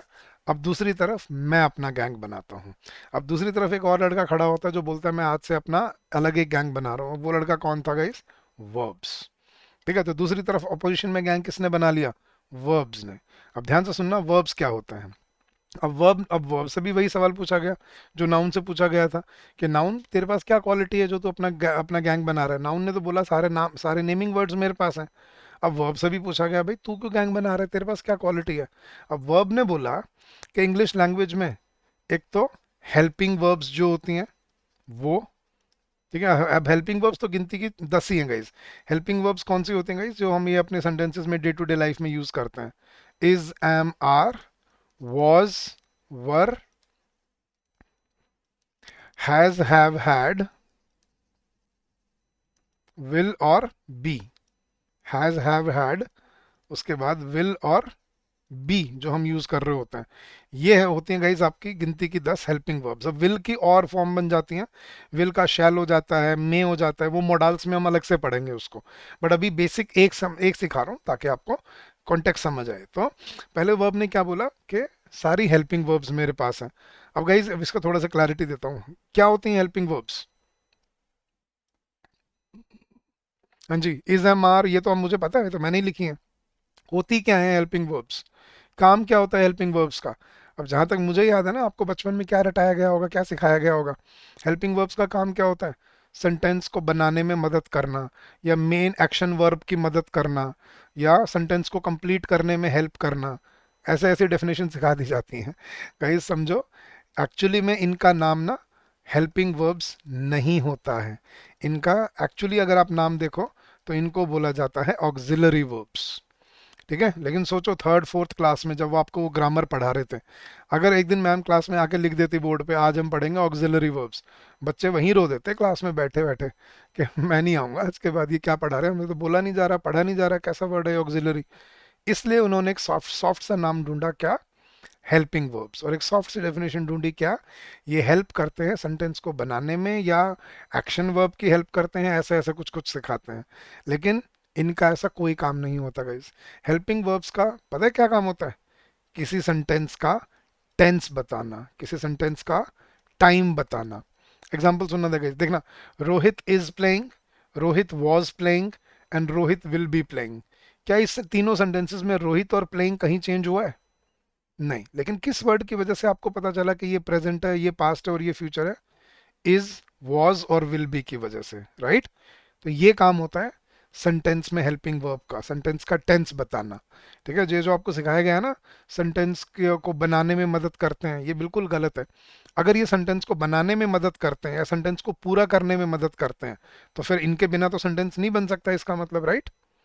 तो रोहित प्लेज फुटबॉल, हाँ जी गाइस, ये सेंटेंस नहीं है क्या? हाँ जी, she works in a multinational company, इसमें कोई हेल्पिंग वर्ब नहीं है, क्या ये सेंटेंस नहीं है? तो ये इलॉजिकल डेफिनेशन अपने दिमाग से क्वेश्चन किया करो कि जो हम रट के बैठे हैं वो ठीक भी है या नहीं है। तो हेल्पिंग वर्ब्स का काम सेंटेंस को कंप्लीट करना या एक्शन वर्ब की मदद करना नहीं होता। ठीक है, जैसे Rohit is a good boy, इसमें हेल्पिंग वर्ब है, एक्शन वर्ब है ही नहीं। तो बताओ हेल्पिंग वर्ब का क्या क्या काम है यहाँ पे जब एक्शन वर्ब है ही नहीं तो? तो ये डेफिनेशन आपको जो सिखा रखी है, रटा रखी है, ये गलत है, इनको अब अपने दिमाग में ठीक करो। हेल्पिंग वर्ब्स का काम क्या होता है? किसी सेंटेंस का टेंस बताना, कि वो सेंटेंस पास्ट से है, प्रेजेंट से है, या फ्यूचर से बिलोंग करता है। और ये गिनती की 10 ही होती हैं, is, am, are, was, were, has, have, had और विल और बी। ठीक है, अब ये हैं हेल्पिंग वर्ब्स। तो वर्ब ने कहा एक तो मेरे पास हेल्पिंग वर्ब्स हैं, और फिर उसने बोला कि मेन जो मेरी क्वालिटी है वो क्या है, कि इंग्लिश डिक्शनरी में जितने भी एक्शन वर्ड्स हैं, जितने भी एक्शन वर्ड्स हैं या एक्शन वर्ब्स भी बोलते हैं हम इनको, वो सब किसके पास है? मेरे पास है। तो वो बोलता है कि इंग्लिश लैंग्वेज में जितने भी एक्शन वर्ड्स हैं, अब एक्शन वर्ड से मेरा क्या मतलब है, ध्यान से सुनना गाइस, कोई भी वर्ड जो आपको कोई एक्शन होता हुआ बताता है, कोई काम होता हुआ बताता है। फॉर एग्जाम्पल, मैंने बोला रोहित इज प्लेइंग, अब इसमें रोहित क्या था गाइस? Proper noun. इज क्या है? हमारी हेल्पिंग वर्ब, प्रेजेंट टेंस बता रही है। लेकिन प्लेइंग क्या है यहाँ पे? प्लेइंग उसका एक्शन होता हुआ बता रहा है आपको, तो playing is an action word. Reena is dancing, किस वर्ड ने एक्शन होता हुआ बताया आपको? डांसिंग। ही वॉज ड्राइविंग, किस वर्ड ने एक्शन होता हुआ बताया? Driving. They the boys were shouting, कौन सा वर्ड एक्शन होता हुआ बता रहा है आपको? शाउटिंग। तो ये जो हम डे टू डे लाइफ में जो एक्शन बताने वाले वर्ड्स होते हैं, running, walking, playing, sitting, eating, sleeping, shouting, talking, reading, driving, working, jogging, ये सब, स्विमिंग, प्लेइंग, ये क्या है आपके? एक्शन वर्ड्स ही तो है। तो कोई भी वर्ड जो आपको कोई एक्शन होता हुआ बताता है वो क्या होता है? आपका एक्शन वर्ब। तो वर्ब ने बोला भाई मैं भी अपना गैंग बना रहा हूँ उधर, मेरे पास एक तो हेल्पिंग वर्ब्स हैं सारी जो सेंटेंस में टेंस बताती हैं, और दूसरी मेन जो है मेरे पास वो क्या है? Action verbs. ठीक है, जो किसी सेंटेंस में कोई एक्शन होता हुआ बताती हैं। अब दूसरी तरफ गैंग कौन बना लेता है? वर्ब बना लेता है। अब नाउन और वर्ब के बीच में क्या दुश्मनी थी देखना गाइज। नाउन कॉलर खड़े करके क्या बोलता था? मेरा नाम चलता है। नाम चलता है क्यों? क्योंकि सारे नाम मेरे पास है, नेमिंग वर्ड्स मेरे पास हैं। और वर्ब अपने बाजू के कॉलर, मतलब कफ ऊपर करके, कफ फोल्ड करके एल्बो तक, और वो अकड़ के क्या बोलता था? अगर तेरा नाम चलता है तो मेरा काम चलता है। ठीक है, तो तेरा नाम है तो मेरे पास काम है, काम मतलब एक्शन वर्ड है, राइट? तो मेरे यहाँ से काम होता है, तेरे से नाम चलता है तो मेरे से काम चलता है। तो वो दो ऑपोजिट गैंग में लीडर खड़े हो जाते हैं। बन रही है कहानी सही है? इंटरेस्ट डेवलप हो रहा है सीखने में, राइट? चलिए आगे बढ़ते हैं, कहानी को आगे बढ़ाते हैं। तो गाइज हुआ क्या, क्लास में दो गैंग बन गए, अब एक नाउन का और एक वर्ब का। क्लास का माहौल थोड़ा गर्मा गया, राइट? लेकिन अब गाइज एक एक गैंग तो बन गए, लेकिन क्या कभी एक एक से गैंग बनता है क्या? नहीं, बड़ा भी करना पड़ेगा गैंग। राइट। अब गैंग बड़ा करने की जब बारी आई तो देखना क्या हुआ गाइस। गैंग जब बड़ा करने की बारी आई तो देखना किस्मत से क्या पता चला कि नाउन का छोटा भाई भी इसी क्लास में पढ़ता था। नाउन का छोटा भाई भी इसी क्लास में पढ़ता था। तो अगर नाउन का छोटा भाई इसी क्लास में पढ़ता था वो किसके गैंग में जाएगा? बट ऑब्वियस बात है अपने भाई के गैंग में जाएगा। तब देखना नाउन का छोटा भाई कौन था? Pro noun. अब याद रखने की ट्रिक समझा रहा हूँ guys, ये देखना। नाउन से नाउन याद रह जाएगा। नाउन्स नाउन्स, नाउन तो है दोनों के बीच में। और याद रखने की ट्रिक क्या है? ब्रदर को हम शॉर्ट में क्या बोल देते हैं गाइस? ब्रदर को शॉर्ट में क्या बोल देते हैं? ब्रो बोल देते हो आप, ब्रो। ब्रो ऑफ, यार ब्रो क्या हाल चाल है? तो bro of noun, pro of noun, pronoun. तो नाउन का छोटा भाई कौन होता है? प्रोनाउन। वो किसके गैंग में जाता है? अपने भाई के गैंग में, नाउन के गैंग में। अब छोटे भाई का नाम तो समझ आ गया हमें, bro of noun, pro of noun, pronoun. Right, तो नाम तो याद हो जाएगा आई थिंक अब सबको। नाउन तो है ही दोनों के एंड में। और ब्रदर से समझ भी आ रहा है, ब्रो ऑफ नाउन। तो नाउन का छोटा भाई, नाम तो समझ आ गया, लेकिन काम क्या होता है छोटे भाई का? अब देखना गाइस, जब भी घर में बड़ा भाई और छोटा भाई इकट्ठे होते हैं, हमेशा बड़ा भाई क्या करता है? और छोटे सुन, मैं थोड़ा बाहर जाके आ रहा हूँ, पीछे से संभाल लियो। मम्मी पापा अगर पूछे तो बोल दियो वहीं, अभी यहीं पे ही है, बाहर होगा कहीं पे। राइट, हम भी जब भी बड़े भाई को कहीं जाना होता है वो किसको काम पे लगा जाता है? छोटे भाई को। देखा है आपने घर में जिस जिसका छोटा भाई है, बड़े भाई है, एक्सपीरियंस किया होगा आपने ये चीज। तो बड़े भाई का काम क्या होता है? जब भी कहीं घूमने उमने जाना है, छोटे भाई को काम पे लगा के चला गया। सेम चीज यहाँ पे नाउन और प्रोनाउन के बीच में होती है। जब भी किसी सेंटेंस में से बड़े भाई को, नाउन को जाना होता है, वो अपनी जगह पे किसको लगा जाता है? प्रोनाउन को। फॉर एग्जाम्पल देखना गाइज, रोहित इज रनिंग। ठीक है, रोहित, रोहित क्या था इसमें? नाउन। इज क्या था? Helping verb. रनिंग क्या था? Action verb. अब मान लो मुझे रोहित की जगह, मुझे रोहित को रिप्लेस करना है किसी वर्ड से, मैं रोहित की जगह क्या लगा सकता हूँ गाइस? ही लगा सकता हूँ। रोहित इज रनिंग को ही इज रनिंग बोल सकते हैं। तो ही क्या हुआ? एक प्रोनाउन। सीता इज डांसिंग में, सीता नाउन है, सीता की जगह अगर मुझे कोई वर्ड रिप्लेस करना है तो मैं क्या लगा सकता हूँ? शी लगा सकता हूँ। सीता इज डांसिंग को शी इज डांसिंग बोल सकते हैं। तो शी इज डांसिंग मतलब सीता इज डांसिंग। अपने नाम के लिए हम क्या लगाते हैं गाइस? आई लगाते हैं। I am dancing, I am working. Right. सामने वाले के लिए हम क्या बोलते हैं? You are dancing, you are playing, you are working. हमारे लिए हम क्या बोलते हैं? वी। हम उनके लिए हम क्या बोलते हैं? दे। किसी नॉन लिविंग चीज के लिए हम क्या बोलते हैं? इट। तो I, he, she, you, we, they, it, ये सब क्या होते हैं आपके? Examples of pronouns. अब सोच रहे हो सर यही होते हैं क्या? बस नहीं, और भी होते हैं। मी होता है, माई होता है, हिम होता है, हर होता है, योर होता है, आर होता है। भाई सब पढ़ेंगे एक एक करके टॉपिक वाइज। बट आपको पहले डेफिनेशन समझ आनी चाहिए, उनका मतलब समझ आना चाहिए, पहचान होनी चाहिए कि इस वर्ड को देख के आप बता पाओ ये क्या है, एक प्रोनाउन है। तो प्रोनाउन का काम क्या होता है गाइस? किसी नाउन को रिप्लेस करके उसकी जगह पे आ जाना। अब सवाल ये उठता है सर हम नाउन की जगह पे प्रोनाउन प्रोनाउन क्यों लगाते हैं? ठीक है, सबसे मेन रीजन है गाइस, एक तो रेपिटेशन अवॉइड करने के लिए। देखो, अगर आप मान लो किसी के बारे में कुछ लिख रहे हो, मान लो इंडिया के बारे में लिख रहे हो, India is a great country. अब अगला सेंटेंस भी अगर मैं ऐसे बोलूँ, India is one of the fastest growing economies of the world, India has beautiful geography, India is full of rich culture and heritage. Her sentence में मैं India India India India बोलता रहूंगा, ऑकवर्ड नहीं हो जाएगा? तो उन्होंने क्या बोला कि हर सेंटेंस में एक ही वर्ड को रिपीट करने के बजाय, आप एक बार जब आपने इंडिया बोल दिया, अगले सेंटेंस में आप इंडिया की जगह एक प्रोनाउन लगा सकते हो, इट लगा सकते हो। It is a great country, it has beautiful मतलब rich culture and heritage. Right. तो ये काम होता है प्रोनाउंस का। किसी जो जो नाउन एक बार यूज हो चुका है, उसको अब रेपिटेशन अवॉइड करने के लिए उसके हम क्या यूज करते हैं? प्रोनाउंस यूज करते हैं। समझ आ गया गाइस? नाउन का छोटा भाई कौन? प्रोनाउंस। चलो जी, उसका गैंग बड़ा हो गया, वो खुश, एकदम से मतलब दमदार हो गया, खुश हो गया कि हाँ भाई मेरा भाई मेरे गैंग में आ गया, हम दो इकट्ठे हो गए। राइट। तो वो नाउन का गैंग बड़ा हो गया, वो खुश हो गया। लेकिन ये देख के दूसरी तरफ टेंशन होना लाजमी है। अब उधर वर्ब को टेंशन हुई, अरे यार ये क्या हो गया, ये उसका भाई था छोटा भाई, अरे उसका गैंग तो बड़ा हो गया। और असली टेंशन तो किस बात की? मेरा तो कोई भाई भी नहीं है, वर्ब सोचता है कि मेरा तो कोई छोटा भाई भी नहीं है, मैं क्या करूं? लेकिन वर्ब स्मार्ट होता है, वर्ब बोलता है कोई बात नहीं यार, भाई नहीं है तो क्या हुआ, ठीक है, हम मैं मेरे दोस्त तो हैं, मैं दोस्तों से काम चला लूंगा। तो वर्ब क्या करता है? वर्ब अपने एक फ्रेंड के पास जाता है और उसको बोलता है कि देख यार, देखो उसका छोटा भाई उसके गैंग में चला गया, मेरा तो कोई भाई भाई भी नहीं है, तू मेरा फ्रेंड है, तू मेरे गैंग में आ जा, थोड़ी सी मेरी हेल्प कर दिया, हम भी भाई की तरह रहेंगे बिल्कुल। अब उसका फ्रेंड भी मान जाता है उसका गैंग ज्वाइन करने के लिए, वर्ब का फ्रेंड। अब देखना वर्ब का फ्रेंड कौन था गाइस, वर्ब का फ्रेंड एड वर्ब, ठीक है। अब एड वर्ब मान जाता है किसके गैंग में जाने के लिए, वर्ब के गैंग में। अब एडवर्ब क्या होते हैं, याद कैसे रखना है इनको, देखना गाइस। वर्ब से वर्ब याद आ जाएगा, ये दोनों के एंड में वर्ब्स आ रहा है, और अपना नाम भी अपना काम भी खुद ही बता रहा है। देखना ये क्या करना, ऐड करना। एडवर्ब का काम क्या होता है, ऐड करना, लिटरली ऐड करना। तो एडवर्ब्स क्या करते हैं, ऐड करते हैं। क्या ऐड करते हैं, लेकिन क्वालिटी ऐड करते हैं किसमें, इनटू वर्ब्स। तो एडवर्ब्स का काम क्या होता है, वर्ब्स में क्वालिटी ऐड करना। अब आप सवाल दिमाग में आ रहा होगा कि सर वर्ब मतलब क्वालिटी ऐड करते हैं, एडवर्ब क्वालिटी ऐड करते हैं वर्ब में, वर्ब तो एक्शन वर्ड्स होते हैं ना, उनमें कैसे क्वालिटी ऐड करेंगे। तो देखना गाइस, मैं एग्जांपल से समझाता हूँ। मैंने बोला रोहित वॉज ड्राइविंग, पहले इन तीन वर्ड्स को डिकोड करना गाइस। रोहित क्या है इसमें,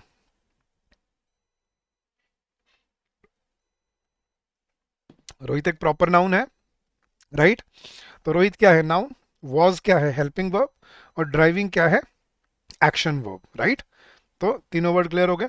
तो रोहित वॉज ड्राइविंग। अब सेंटेंस में ना मैं सेंटेंस को थोड़ा मॉडिफाई करता हूं, आप देखना गाइस। मैंने बोला Rohit was driving, Rohit was driving rashly. हाँ जी guys, Rohit was driving rashly. Rashly किसको बोला है हमने, रोहित को या उसकी ड्राइविंग को।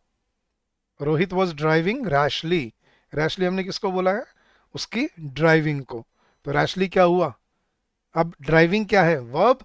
और वर्ब की क्वालिटी कौन बढ़ा रहा है, कि वो कैसे ड्राइव कर रहा था, रैशली ड्राइव कर रहा था। तो रैशली क्या हुआ आपका, एड वर्ब। हाँ जी, he was sitting, he was sitting quietly.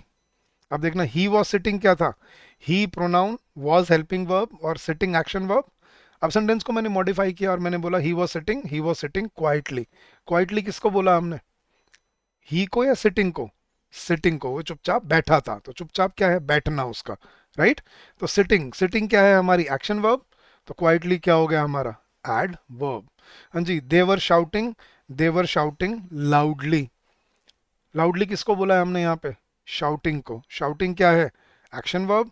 तो लाउडली क्या हो गया, adverb. The soldier fought bravely.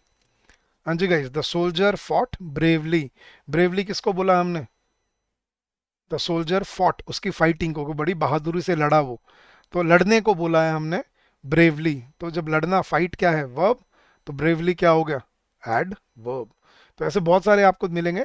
तो एडवर्ब्स बेसिकली क्या होते हैं गाइस, वो वर्ड्स जो वर्ब में, सेंटेंस में एक्शन वर्ब में क्वालिटी ऐड कर देते हैं, उनको हम क्या बोलते हैं, एड वर्ब्स।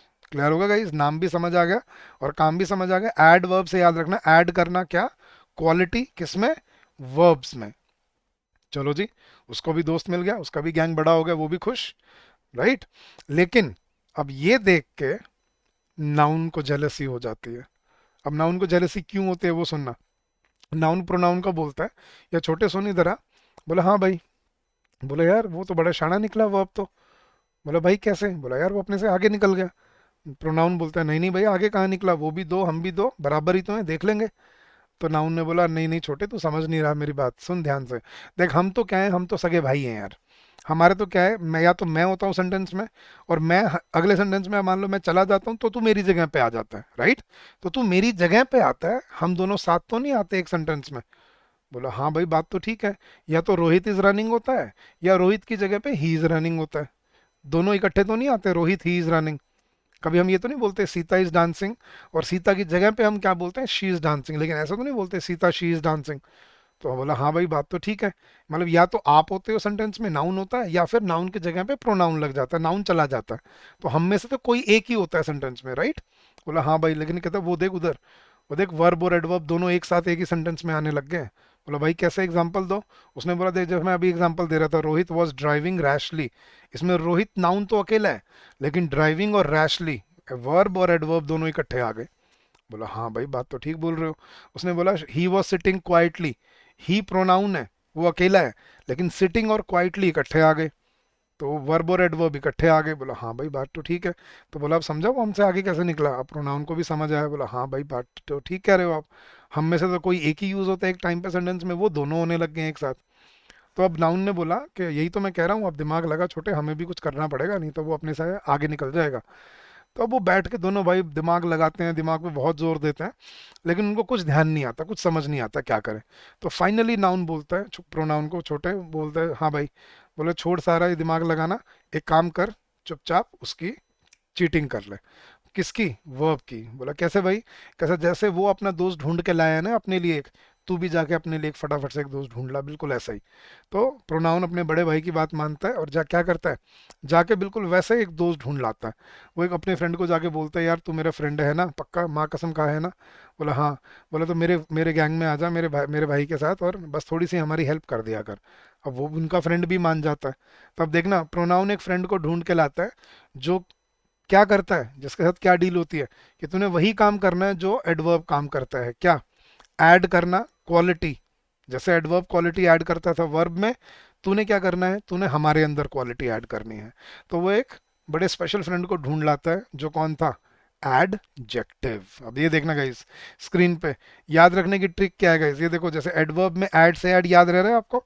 एडवर्ब में हम क्या कर रहे थे? ऐड करना, ऐड। ऐड से याद आ रहा था ना, ऐड वर्ब, वर्ब में क्वालिटी ऐड करना। सेम एडजेक्टिव का वही काम, क्या करना? ऐड करना। सेम जैसे एडवर्ब कर रहा था, और वही काम बिल्कुल। बोला तूने वही करना है जो एडजेक्टिव कर रहा है। क्या? तूने क्वालिटी ऐड करनी है किसमें? To add quality into.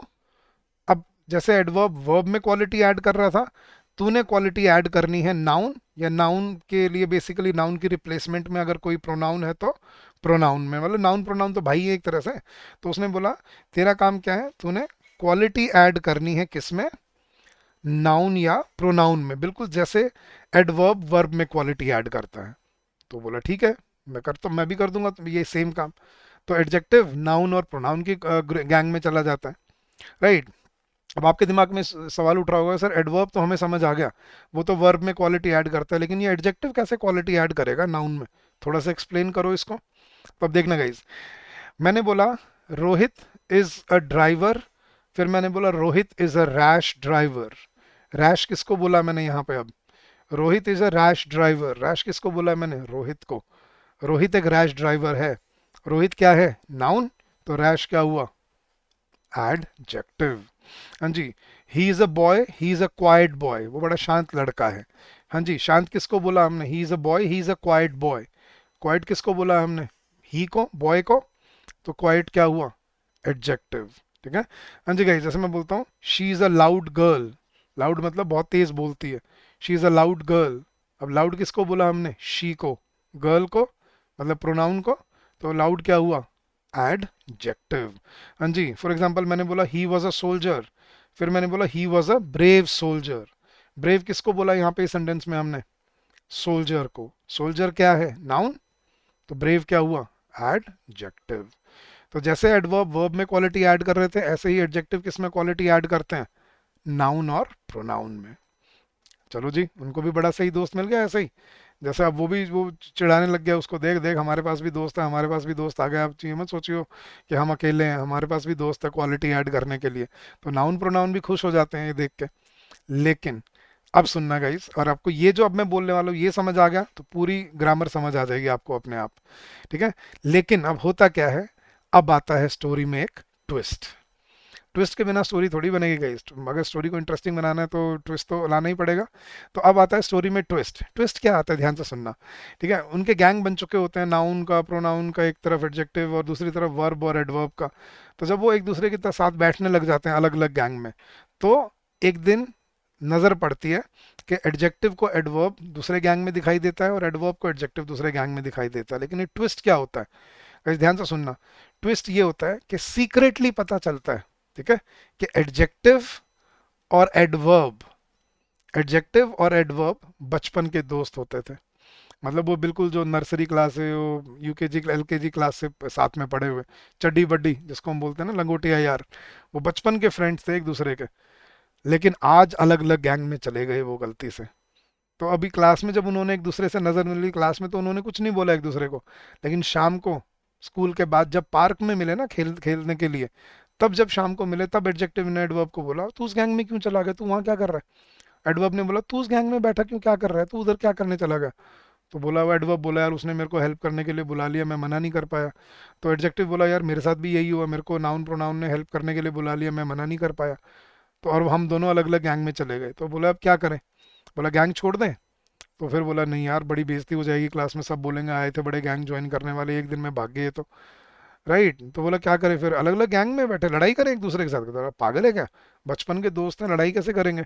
तो बोलते हैं यार ऑपोजिट गैंग में है, ना लड़ेंगे आपस में, और ना और गैंग में भी रहना है, तो फिर ऐसे कैसे काम चलेगा?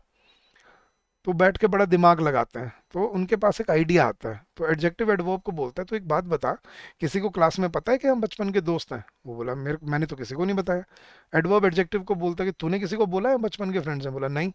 तो बोला यार एक एक आइडिया है मेरे पास। बोला क्या?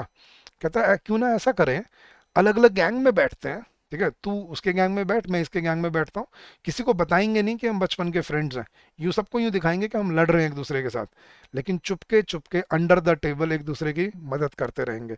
तो उधर की खबर मुझे देता रहियो, मैं इधर की खबर तेरे को वहां देता रहूंगा। बोला ये सही है, इसमें मजा आएगा। तो वो एक डील करते हैं कि हम अलग अलग गैंग में बैठेंगे, लेकिन Chupke Chupke under the table एक दूसरे की हेल्प करते रहेंगे। कैसे हेल्प करते रहेंगे? अब ध्यान से सुनना गाइस, मैं आपको एक सिंपल सी इक्वेशन बता रहा हूँ, अगर आपको इक्वेशन समझ आ गई, आप एडजेक्टिव एडवर्ब जिंदगी के लिए समझ जाओगे। इक्वेशन क्या है गाइस? 99% एडवर्ब्स कैसे बनते हैं पता है? एक इक्वेशन समझना, आप किसी एडजेक्टिव के पीछे एल वाई ऐड कर दो, एल वाई ऐड करते ही वो क्या बन जाता है? एडवर्ब बन जाता है। ये इक्वेशन याद रखना। हाँ जी, ये देखना हमने यहाँ पे क्या किया था, he Rohit is a rash driver, rash यहाँ पर क्या था? एडजेक्टिव। लेकिन दूसरी तरफ देखना, रोहित वॉज ड्राइविंग रैशली, अब रैशली क्या हो गया? एडवर्ब। हाँ जी, he is a quiet boy, किसको क्वाइट बोला हमने? ही को, बॉय को। तो यहाँ पे क्वाइट क्या था? एडजेक्टिव। लेकिन he is sitting quietly, quietly क्या हो गया? Adverb. हाँ जी, she is a loud girl, किसको लाउड बोला हमने? शी को। लेकिन शी वॉज शाउटिंग लाउडली, अब लाउडली क्या हो गया? एल वाई लगाते ही, अब वो वर्ब की क्वालिटी बढ़ाने लगा, वो क्या बन गया? Adverb. He was a brave soldier, लेकिन द सोल्जर फॉट ब्रेवली। ये कहीं ना कहीं सबकॉन्शियसली आपको मालूम है, लेकिन अब आपको इसको क्लियरली ध्यान रखना है कि बेसिकली अब समझोगा, इस एडजेक्टिव और एडवर्ब 99% वर्ड सेम होते हैं बिल्कुल। ये दिखते हैं अलग अलग जरूर हैं, लेकिन ये होते सेम है, सिर्फ इनका फंक्शन अलग होता है। जब कोई वर्ड एडजेक्टिव की तरह काम करता है तो वो नाउन प्रोनाउन की क्वालिटी बढ़ाता है, और जब वो किसी वर्ब में क्वालिटी ऐड करता है एल वाई लगा के, तो वो एडवर्ब की तरह काम करता है। तो दे आर बेसिकली सेम, ये बचपन के फ्रेंड्स हैं, सेम वर्ड्स यूज करते हैं, लेकिन डिफरेंस क्या है? पर्पस में। देखना गाइस, कितने एडजेक्टिव हैं जो आप एडवर्ब में कन्वर्ट करते हो? 99%। Smart smartly, quick quickly, slow slowly, bad badly, easy easily, right, smooth smoothly, for example random randomly, occasional occasionally, regular regularly, right, frequent frequently. लेकिन मैंने क्या बोला? 99%, राइट। लेकिन अब समझना गाइस, एग्जाम में क्वेश्चन कहाँ से आएंगे? 99% से नहीं आते, 1% से आएंगे। ठीक है, अब जैसे फॉर एग्जाम्पल गुड, गुड का एडवर्ब क्या बनेगा? गुडली? नहीं सर, गुडली तो कोई वर्ड नहीं होता। अब गुड का एडवर्ब क्या बनता है गाइस? वेल। ठीक है, गुड का एडवर्ब क्या होता है? वेल। अब ये कुछ एक्सेप्शंस भी हैं, जो मैं आपको आगे चल के जब लेक्चर करा टॉपिक करवाऊंगा तब समझाऊंगा, लेकिन बेसिकली समझो, 99% अगर यहाँ से समझ आ गए तो फिर सीखने वाले कितने रह जाएंगे आपके पास? सिर्फ 1%। तो 99% एडजेक्टिव और एडवर्ब क्या होते हैं? वो कॉमन होते हैं, एक ही चीज होती है। जब वो एडजेक्टिव की तरह काम करते हैं तो वो नाउन प्रोनाउन की क्वालिटी बढ़ाते हैं।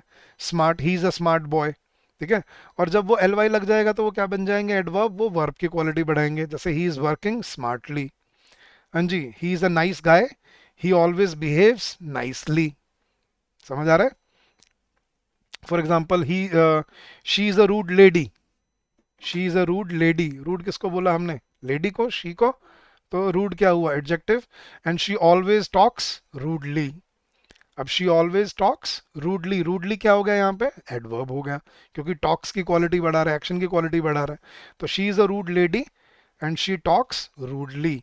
तो रूड एडजेक्टिव और रूडली क्या हो गया? एडवर्ब। नाइस एडजेक्टिव, नाइसली क्या हो गया? एडवर्ब। तो समझ आ गया गाइस एडजेक्टिव एडवर्ब का, आज के बाद कंट्रोल कर लोगे इनको, समझ आ गया।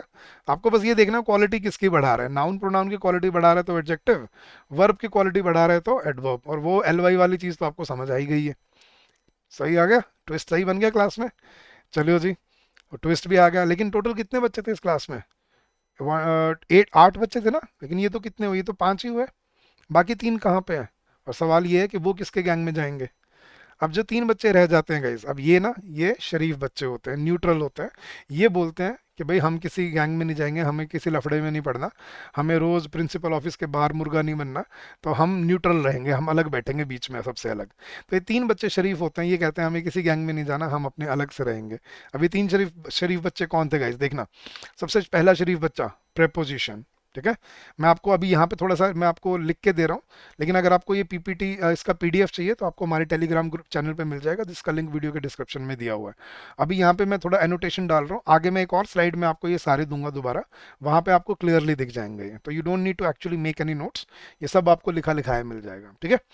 तो दूसरा शरीफ पहला शरीफ बच्चा क्या कौन था, प्रेपोजिशन। अब इनको याद कैसे रखेंगे इनको याद रखने का तरीका है प्री पोजिशन। प्री मतलब पहले, और पोजीशन मतलब पोजीशन बताना। तो कोई वर्ड जो किसी दूसरे वर्ड से पहले आकर उसकी पोजीशन बताता है, उसको हम क्या बोलते हैं, प्रेपोजिशन। फॉर एग्जांपल देखना गाइस, मैंने बोला आई एम एट होम। हाँ जी गाइस, 4 वर्ड है, किस वर्ड ने बताया कि मैं घर पे हूँ? आई एम एट होम, किसने बताया मैं घर पे हूँ? At. She is in the kitchen, किसने बताया वो किचन के अंदर है? इन, ठीक है। The bag is under the table, किसने बताया टेबल के नीचे है? Under. I am going to Delhi, किसने बताया मैं दिल्ली को जा रहा हूँ? टू। ये सिर्फ फिजिकल पोजीशन नहीं होती गाइस, ये नॉन मतलब एब्स्ट्रैक्ट पोजीशन भी होती हैं। जैसे मैं बोलता हूँ कि you are preparing for the exam, for मतलब के लिए।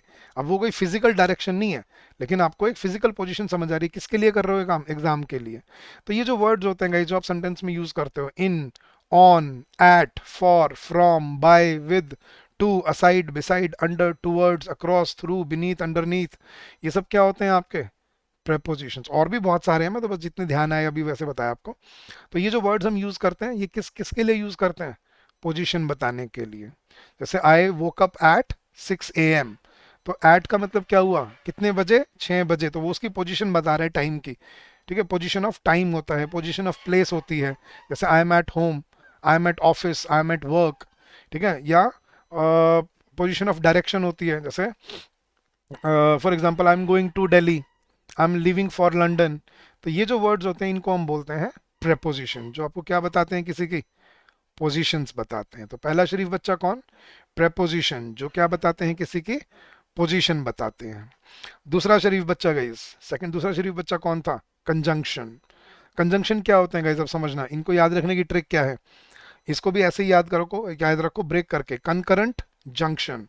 कंकरेंट जंक्शन, जंक्शन से याद रखना गाइस, जंक्शन का मतलब क्या होता है, जंक्शन का मतलब होता है जोड़ना। जंक्शन जो हिंदी में ट्रेन जंक्शन होता है, जंक्शन क्या होता है, जहाँ पे दो गाड़ियां आके मिलती हैं, जुड़ती हैं। या इंग्लिश में जंक्शन का मतलब क्या होता है, जंक्शन का मतलब कनेक्ट करना, जोड़ना। तो कंजंक्शंस को आप सिंपल वर्ड्स में कनेक्टर्स भी बोल सकते हो गाइस। कनेक्टर्स या कंजंक्शंस मतलब वो वर्ड्स जो दो पार्ट्स को, दो वर्ड्स को, दो सेंटेंसेस को आपस में जोड़ देते हैं, ठीक है। बड़े ही कॉमन एग्जांपल जैसे एंड का काम क्या होता है गाइस, जोड़ देना। He is working hard and he will succeed, किस वर्ड ने जोड़ा है दोनों सेंटेंसेस को, एंड, ठीक है। She is a smart girl but she could not crack the exam, किसने जोड़ा दोनों सेंटेंसेस को, बट। तो and, but, so, because, therefore, hence, however, although, either और, neither nor, additionally, in addition to, along with, together with, ये सब क्या है आपके, कंजंक्शंस। तो कंजंक्शंस का काम क्या होता है गाइस, दो पार्ट्स को आपस में कनेक्ट करना, जोड़ना। जब दो सेंटेंसेस जिनका मीनिंग आपस में रिलेटेड होता है ना, या जो वर्ड्स आपस में रिलेटेड होते हैं, ठीक है, उनको कनेक्ट करने का काम हम किन वर्ड्स के साथ करते हैं, कंजंक्शंस के साथ, ठीक है। तो ये नाउन ना, ये नाउन प्रोनाउन में हेल्प करते किसी की, ना ये वर्ब में किसी की तरफ हेल्प करते, ये अलग काम करते हैं। प्रेपोजिशन जैसे पोजीशन बताता है, कंजंक्शन ऐसे ही क्या करते हैं, जोड़ते हैं, कनेक्ट करते हैं। तो दूसरा शरीफ बच्चा कौन था हमारा, कंजंक्शंस। ठीक है, और डिटेल में पढ़ेंगे इसको जब इसका टॉपिक करेंगे। और last but not the least, अब गाइस अगर आप किसी ग्रामर की बुक में जाओगे ना, अगर आप बुकिश नॉलेज लेना चाहते हो, तो किसी ग्रामर की बुक में ये जो 8th कैटेगरी है ना, ये आपको वहां पे क्या लिखी मिलेगी, इंटरजेक्शंस मिलेंगे। 8th कैटेगरी को उन्होंने इंटरजेक्शन बोला होता है। लेकिन गाइस अब समझना, इंटरजेक्शंस आपके एग्जाम में नहीं आते। क्या होते हैं इंटरजेक्शंस, ये वो इनफॉर्मल वर्ड्स होते हैं जो हम वर्बल कम्युनिकेशन में यूज करते हैं।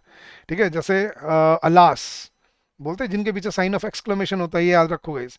Alas, Bravo, hip hip hurray, right, ये जो वर्ड्स होते हैं ना, इनको बोलते हैं इंटरजेक्शंस, जो इमोशन शो करते हैं। ठीक है, लेकिन ये फॉर्मल इंग्लिश का हिस्सा नहीं होते और ये आपके एग्जाम्स में नहीं पूछे जाते। तो इंटरजेक्शंस का यहाँ पर कोई काम नहीं है, इसलिए हम इस कैटेगरी को नहीं पढ़ेंगे। इसकी जगह मैं आपको एक और कैटेगरी करवा रहा हूँ जो आपके एग्जाम परस्पेक्टिव से बहुत इंपॉर्टेंट है। तो तीसरा शरीफ बच्चा, क्लास का सबसे छोटा लेकिन सबसे किफ़ायती बच्चा। सबसे छोटा क्यों, गिनती के सिर्फ 3 होते हैं। और सबसे किफ़ायती क्यों, इंग्लिश लैंग्वेज में सबसे ज़्यादा यूज़ होने वाले वर्ड्स हैं, और इस पर क्वेश्चन भी बहुत खतरनाक बनते हैं। ठीक है, कौन सा, आर्टिकल्स। पिछले साल 2025 में क्वेश्चन आया हुआ है इसके ऊपर, इसलिए बोल रहा हूँ। तो आर्टिकल्स सबसे छोटा क्यों, गिनती के सिर्फ 3 है गाइस। कौन से होते हैं आर्टिकल्स, ए, एन और द, ये 3 होते हैं आपके आर्टिकल्स। ठीक है, ए, एन और द, जब इसको डिटेल में भी समझाऊंगा जब इसका टॉपिक करेंगे आराम से। बट ये वो 8 कैटेगरीज हैं जो आपको अब सीखनी थी। अब थोड़ा सा मैं आपको एग्जांपल देता हूँ कि हम यहाँ पे कॉन्सेप्ट्स को आपको क्लास में कैसे कराते हैं गाइज। फॉर एग्जांपल चलिए मैं आपसे आज पूछता हूँ कि एन, एन आप सबको पता है ना कहाँ यूज होता है, क्या सिखा रखा है आपको बचपन से, एन कहाँ यूज होता है। आप सब क्या बोलोगे, सर एन यूज होता है वॉवल्स के सामने, राइट, यही सिखा रखा है आपको। गलत, आज के बाद ये गलती कर मत देना कभी। ठीक है, एन वॉवल्स के सामने यूज नहीं होता। ठीक है, एन कहाँ यूज होता है पता है, एन यूज होता है वॉवल साउंड्स के सामने। ठीक है, अब वॉवल साउंड्स आप बोलोगे सर ये क्या बात हुई, वॉवल नहीं वॉवल साउंड्स, क्या होते हैं guys vowels, A, E, I, O, U, यही सिखाया आपको, ये 5 आपके वॉवल्स होते हैं, राइट। आपको क्या सिखाया था कि अगर इनसे कोई लेटर्स, इनसे कोई वर्ड स्टार्ट होता है तो उसके आगे क्या यूज करो, एन यूज करो। लेकिन कितनी आपने एक्सेप्शन देखी होंगी अपनी लाइफ में, जैसे आर, एन आर अगो क्यों बोलते हैं, आर तो कोई वॉवल नहीं है, तो उसके आगे एन कैसे लगता है, सर उसमें क्योंकि एच साइलेंट होता है। चलो यूनिक के आगे, हाँ जी क्या लगता है guys, this is a unique novel या this is an unique novel, a unique novel लग रहा है, क्यों, यू तो वॉवल है। अब जो आपको कॉन्सेप्ट समझाया ना गाइस, वही गलत समझाया, ध्यान से सुनना। एन वॉवल्स के सामने नहीं, वॉवल साउंड्स के सामने लगता है। और वॉवल साउंड्स कौन सी, इंग्लिश वाली नहीं, हिंदी वाली। जो आपने पहले 5 वर्ण सीखे हैं ना हिंदी में, वो होती हैं आपकी वॉवल साउंड्स। कौन सी, अ, आ, ई बड़ी ई, आई, ई आई वही जो हम बड़ा आई, ओ, औ, दोनों आप समझ जाना, ओ। और वॉवल साउंड होती है ऊ, ये जो आप यू लिखते हो ना, यू, यू कोई वॉवल साउंड नहीं होती, वॉवल साउंड होती है ऊ। क्योंकि जब आप यू बोलते हो ना गाइस, य यूनिक, य यू, य की साउंड आती है पहली, वाई की साउंड बनती है यहाँ पे। इसलिए देखना कितने सारे वर्ड्स हैं, यूनिक, यूनिवर्सिटी, यूनिवर्सिटी बोल के देखो एक बार, य यूनिवर्सिटी, यूरोपियन, हाँ जी, शी इज अ यूरोपियन या an European, she is a European. क्यों, क्यों लगता है इसके सामने, क्योंकि इनकी साउंड जो है वो य की साउंड होती है। लेकिन वही देखना गाइस, वही यू से शुरू होने वाला अम्ब्रेला, अम्ब्रेला के आगे एन लगता है, कैसे, क्योंकि अब साउंड देखना य की नहीं है, ऊ की साउंड है, ऊ, अम्ब्रेला, तो इसलिए ये वॉवल साउंड लेता है। ठीक है, हाँ जी। ई से एग, एग जब बनता है, एग के आगे एन लगता है, क्यों, यूरोपियन के आगे अ लग रहा था लेकिन एग के आगे एन लग रहा है, कैसे, दोनों ई से ही तो स्टार्ट हो रहे हैं। लेकिन बोल के देखो एक बार, यूरोपियन बोलते हुए य की साउंड आ रही है, य येलो वाला य, जबकि एग बोलते हुए अ की साउंड आ रही है। तो ये होता है रूल। अब सोचो बचपन में मैंने अपनी टीचर से पूछा एक बार जाके कि मैम ये क्यों होता है, मैम ने बोला एक्सेप्शन है याद कर लो। मैंने दूसरी बार पूछा कि मैम ये क्यों होता है, मैम ने बोला एक्सेप्शन है याद कर लो। तीसरी बार मैं गया कि मैम ये कैसे हो रहा है, मैम ने पता है क्या जवाब दिया कि अगली बार पेरेंट्स टीचर मीटिंग में ना मम्मी की जगह पापा को लेके आना। मैंने कान पकड़ लिया कि मैं आज के बाद नहीं पूछूंगा, सॉरी मेरे से गलती हो गई। ठीक है, ये आंसर होते हैं आपके बचपन के। लेकिन अगर वो सोचो, इतना रटाने के बजाय A E I O U पता है उन्होंने, वो उसी टाइम पे बता देती कि ये साउंड होती है, साउंड से होता है ये, वॉवल से लेना देना नहीं होता इनका, वॉवल साउंड से रिलेशनशिप होता है। हम शायद अब तक परफेक्ट हो चुके होते इस चीज़ में।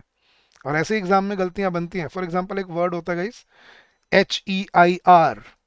अब इसको पता नहीं आप कैसे प्रोनाउंस करते हो, लेकिन इसकी एक्चुअल प्रोनाउंसिएशन होती है एयर। इसमें एच साइलेंट होता है, जैसे आर में एच साइलेंट होता है ना, ऐसे एयर में एच साइलेंट होता है। एयर का मतलब क्या होता है? उत्तराधिकारी, वारिस, सक्सेसर। तो Akbar was an heir to the throne. अब अ एयर नहीं, एन एयर होता है। एन मतलब उत्तराधिकारी। तो आप देखो, अगर साउंड पता होगी तो ही आप ये रूल लगा पाओगे, नहीं तो आप ये कॉन्सेप्ट नहीं यूज कर पाओगे। तो आज के बाद याद रखना, एन जो होता है वो वॉवल्स के सामने नहीं, वॉवल साउंड्स के सामने यूज किया जाता है। और वॉवल साउंड्स कौन सी? इंग्लिश वाली नहीं, हिंदी वाली। A E I O U। देखना गाइस, मैं आपको एग्जांपल से समझाता हूँ। वही ओ से शुरू होने वाला अनियन। अब देखना, अनियन के आगे हम क्या लगाते हैं? एन अनियन, क्योंकि बोल के देखो, अनियन, की साउंड आ रही है। लेकिन वही अ से शुरू होने ओ से शुरू होने वाला वन, फॉर एग्जांपल हम क्या बोलते हैं guys? A one day match या एन वन डे मैच। अब आ रहा है इसके आगे, क्यों? क्योंकि वन बोल के देखो एक बार, वी, वन, क्या साउंड आ रही है? पहले वी की साउंड आ रही है, इसलिए उसके आगे क्या लग रहा है? लग रहा है। लेकिन वही ओ से शुरू होने वाला अनियन, अनियन के आगे की साउंड आ रही है, तो एन लग रहा है। सर ऊ से बताओ, कोई ऊ से कोई वर्ड बनता है क्या? हाँ जी, I came by a Uber, I came by an Uber. अब आएगा एन उबर, ऊ, ये बनता है। तो आपको समझना है कि वॉवल्स का, सॉरी, एन का वॉवल से कोई रिलेशनशिप नहीं होता। एन कहाँ यूज होता है? वॉवल साउंड्स के सामने। और वॉवल साउंड्स इंग्लिश वाली नहीं, हिंदी वाली। A E I O U। ठीक है। अब ये देखो, यूनिक, यूनिक, यूनिवर्सिटी, यूरोपियन। हाँ जी, अब इसी में आपको एक क्वेश्चन पूछता हूँ। It was a unanimous decision. Yes guys, chat box में बताना मुझे जल्दी से इसका आंसर देके। It was a unanimous decision या an unanimous decision? It was a unanimous decision या एन यूनानिमस डिसीजन? अगर आपको कॉन्सेप्ट समझ आया, यूनानिमस बोल के देखो एक बार। य, यूनानिमस, य की साउंड आ रही है, तो इसका मतलब वॉवल साउंड नहीं है। क्या लगेगा यहाँ पे? It was a unanimous decision. तो ऐसे आपको कॉन्सेप्ट सिखाए जाते हैं हमारे कोर्स में अंदर, या हमारे लेक्चर्स के अंदर। तो ऐसे करके एक एक करके मैं आपको सारे कॉन्सेप्ट समझाऊंगा। बट ये तो मैंने सिर्फ एग्जांपल दिया है, कॉन्सेप्ट सीखने का तरीका क्या है। अगर बिल्कुल ओरिजिनल कॉन्सेप्ट समझ होगा ना, आप हमेशा समझ पाओगे कॉन्फिडेंस से ये क्या सही है क्या गलत है, और तब भरोसा आएगा अपनी इंग्लिश के ऊपर। समझे? चले गाइज, तो अब समझ आया आपको। अब ये वो 8 कैटेगरीज हैं गाइज, जिसमें जो मैंने आपको क्या बोला था, आपकी इंग्लिश लैंग्वेज का लिटरली हर वर्ड आ जाता है इन 8 कैटेगरीज में। ठीक है, तो एक बार फटाफट से रिवाइज कर लें। नाउन क्या होते हैं? N for noun, N for naming words. ठीक है, दूसरी तरफ गैंग किसने बनाया था? वर्ब। वर्ब क्या होती हैं? हेल्पिंग वर्ब और एक्शन वर्ब्स। वर्ब का एक फ्रेंड था जो क्वालिटी ऐड करता है वर्ब में, कौन? एडवर्ब। राइट। फिर नाउन का एक छोटा भाई था जो उसके गैंग में था, कौन था? प्रोनाउन, जो क्या करते हैं? नाउन को रिप्लेस करके उनकी जगह पे आ जाते हैं। फिर उन्होंने एक फ्रेंड ढूंढ लिया था वर्ब की चीटिंग करके, एडवर्ब जैसा, कौन? एडजेक्टिव। एडजेक्टिव भी क्या करते हैं? क्वालिटी ऐड करते हैं नाउन और प्रोनाउन में। फिर 3 शरीफ बच्चे थे, कौन से? प्रेपोजिशन, जो क्या बताते हैं? किसी की पोजीशन बताते हैं। कंजंक्शन, जो क्या करते हैं? जोड़ते हैं। और आर्टिकल्स, जो ए एंड द यूज करते हैं हम वर्ड्स के सामने। ये वो 8 कैटेगरीज हैं गाइस, जिसमें जिनके अंदर आपकी डिक्शनरी का लिटरली, जो फॉर्मल इंग्लिश जो हम यूज करते हैं ना, उसका लिटरली हर वर्ड आ जाता है। अब मैं वही क्वेश्चन पूछता हूँ आपसे जो मैंने आपसे एग्जाम उस लेक्चर की स्टार्टिंग में पूछा था। अब बताना गाइज, आपको हर हर सेंटेंस का हर वर्ड समझ आ रहा है या नहीं आ रहा? क्या एग्जाम्पल था guys? The prime minister is going to Europe next week. किया था हमने। तब आपने क्या सीखा था? तब आपने सिर्फ इसकी हिंदी की थी। अब देखना, अब ये कहानी सुनने के बाद आप हर वर्ड को टेक्निकली आइडेंटिफाई कर पा रहे हो या नहीं कर पा रहे हो? ग्रामेटिकल कॉन्टेक्स्ट आता है या नहीं आता आपको? द क्या है guys? Articles, article. Prime minister क्या है? नाउन। इज क्या है? Helping verb. गोइंग क्या है? Action verb. टू क्या है? प्रेपोजिशन। यूरोप क्या है? Proper noun. नेक्स्ट वीक, अब हमें देखना है कि नेक्स्ट क्या है पहले। नेक्स्ट किसके किसके लिए लग रहा है? The prime minister is going to Europe, the prime minister is going to Europe next week. Next किसको बोल रहा हूं मैं? वीक को। वीक क्या है? नाउन। और नाउन की क्वालिटी कौन बढ़ाते थे? एडजेक्टिव। आप हर सेंटेंस के हर वर्ड को आइडेंटिफाई कर पा रहे हो या नहीं कर पा रहे हो? थोड़ी प्रैक्टिस लगेगी, अभी एकदम से तो नहीं होगा कि सर अगर आधे घंटे में तो आपने पूरी इंग्लिश सिखा दी, ऐसा नहीं है। इसको प्रैक्टिस करना पड़ेगा आपको। आप जो भी सेंटेंस पढ़ रहे हो, आप डेली पढ़ते हो, न्यूज़पेपर में, आर्टिकल्स में, एडिटोरियल्स में या कहीं पे भी, उनमें वर्ड्स को टेक्निकली आइडेंटिफाई करो। अब अगर आपको ग्रामर की समझ आ गई है कि कौन सा वर्ड कैसे फंक्शन करता है, now you will be able to retain your grammatical concepts. समझ आ गई गाइस? तो ये थी कहानी पूरे ग्रामर की। अब मेरा सवाल ये है गाइस, ये 8 कैटेगरी सिखाने में उन्होंने आपने 8 साल लगा दिए? मतलब 8 साल भी में भी वो आपको ये 8 कैटेगरीज नहीं सिखा पाए, और मैं आधे घंटे में आपको एक कहानी से आठों की आठों कैटेगरी क्लियर करके हम आगे बढ़ गए हैं। तो ये काम है गाइस, ये डिफरेंस है टीचिंग का और मेंटर का। मेंटर आपको प्रैक्टिकल यूजेज के अकॉर्डिंग समझाएगा कि जब सेंटेंस में पढ़ने लगोगे, तब आपको समझ आएगा कि यहाँ पे कौन सा वर्ड क्या काम करता है। तो बताइए गाइस, अगर आपको कोई वर्ड ऐसा ध्यान आ रहा है, ठीक है, जो आपको समझ नहीं आ रहा कि ये वर्ड क्या होना चाहिए, चैट बॉक्स में लिख दीजिए, ठीक है, and we will discuss it in the next lecture. तो कैसा लगा गाइस लेक्चर? अपना फीडबैक जरूर बताइएगा in the comment section of the video, and do let us know if you like the video, if you found it useful and constructive for your preparation. ठीक है, तो एक बार जाने से पहले फटाफट से हम पार्ट्स ऑफ स्पीच को रिवाइज कर लेते हैं। आंख बंद कर लीजिए गाइस अपनी, फटाफट से देखना है, और यही पूरा डायग्राम आपके आंखों के सामने आपके दिमाग में बन जाएगा जिंदगी भर के लिए। आंखें बंद करिए अपनी, क्लोज योर आइज, कोई बात नहीं, कोई वो नहीं आ रहा, आप ही हो और कोई नहीं देख रहा आपको। आंख बंद करो और याद करो कहानी। एक बड़ा शरारती बच्चा था जिसने अपना गैंग बना लिया था, कौन था? नाउन्स। ठीक है, नाउन दो तरह के होते हैं, कौन से? Common noun and proper noun. Common जो सब यूज कर सकते हैं, और प्रॉपर जो किसी एक का है। अच्छा, फिर दूसरी तरफ गैंग किसने बनाया था? वर्ब्स। वर्ब क्या होती हैं? हमारे हेल्पिंग वर्ब जो सेंटेंस का टेंस बताती हैं, और एक्शन वर्ब जो सेंटेंस में कोई एक्शन होता हुआ बताती हैं। फिर नाउन का एक छोटा भाई था, कौन? प्रोनाउन, जो क्या करते हैं? नाउन को रिप्लेस करने के लिए यूज करते हैं। नाउन का छोटा भाई प्रोनाउन। ठीक है, फिर वर्ब का एक फ्रेंड था, वर्ब ने एक फ्रेंड बुला लिया था अपने हेल्प करने के लिए, कौन था वर्ब का फ्रेंड? ऐड वर्ब, जो क्या ऐड करते हैं? क्वालिटी ऐड करते हैं, किन में? वर्ब में, एक्शन वर्ब में। जैसे he was shouting loudly, loudly क्या हुआ? Adverb. She was dancing beautifully, beautifully क्या हुआ? Adverb. He was working smartly, smartly क्या हुआ? एडवर्ब। और फिर इसी की चीटिंग करके नाउन और प्रोनाउन ने भी एक फ्रेंड को बुला लिया था, किसको? अपने गैंग में, एडजेक्टिव को। वो भी क्या ऐड करते हैं? क्वालिटी ऐड करते हैं, किसमें? नाउन और प्रोनाउन में। ठीक है, तो एडजेक्टिव, जैसे Rohit is a smart boy, इसमें स्मार्ट क्या होगा? Adjective. Reena is a beautiful girl, इसमें ब्यूटीफुल क्या होगा? एडजेक्टिव। नाउन की क्वालिटी बढ़ा रहा है, right. He was a brave soldier, brave क्या हो गया? एडजेक्टिव। और एडजेक्टिव और एडवर्ब की हमने क्या जुगलबंदी देखी थी, कि बचपन के दोस्त होते हैं, ये सारे वर्ड्स एक दूसरे के साथ शेयर करते हैं। मतलब वही वर्ड एक सेंटेंस में एडजेक्टिव होता है, और वही वर्ड दूसरे सेंटेंस में जाके क्या बन जाता है? एडवर्ब बन जाता है। कैसे? एल वाई लगा के। याद है ना ये चीज? वही वर्ड सेंटेंस में एडजेक्टिव होता है, और वही वर्ड सेंटेंस एल वाई लगा के क्या बन जाता है? एडवर्ब बन जाता है। और किसी एडवर्ब में से एल वाई हटा दो, तो वो क्या होता है? एडजेक्टिव रह जाता है। तो ये इनके बीच में कोलैबोरेशन था, मतलब इनके बीच में गिव एंड टेक था। फिर तीन शरीफ बच्चे थे। सबसे पहला प्रेपोजिशन, जो क्या बताते हैं? किसी की पोजीशन बताते हैं। ठीक है, जैसे in, on, at, for, from, by, with, across, through, beneath, underneath, over, below, ये क्या है? प्रेपोजिशंस।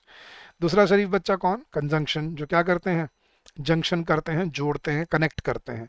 ठीक है, and, but, because, so, therefore, और हाउएवर, ठीक है, अलोंग विद, ये क्या है आपके?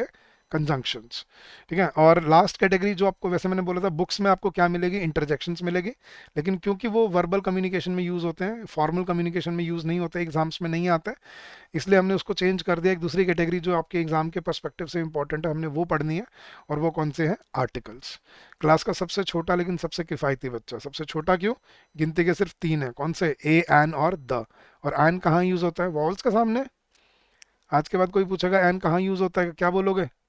वॉवल्स के सामने या वॉवल साउंड्स के सामने? और वॉवल साउंड्स कौन सी? इंग्लिश वाली या हिंदी वाली? हिंदी वाली। तो ए, एन और द, ये होते हैं आपके आर्टिकल्स। हाँ जी गाइस, ये हैं 8 कैटेगरीज जिसमें आपकी इंग्लिश लैंग्वेज का लिटरली प्रैक्टिकली जो फॉर्मल इंग्लिश में यूज होते हैं हर वर्ड आ जाता है। ये सीखना इतना मुश्किल था? नहीं सर, ये तो बहुत आसान था।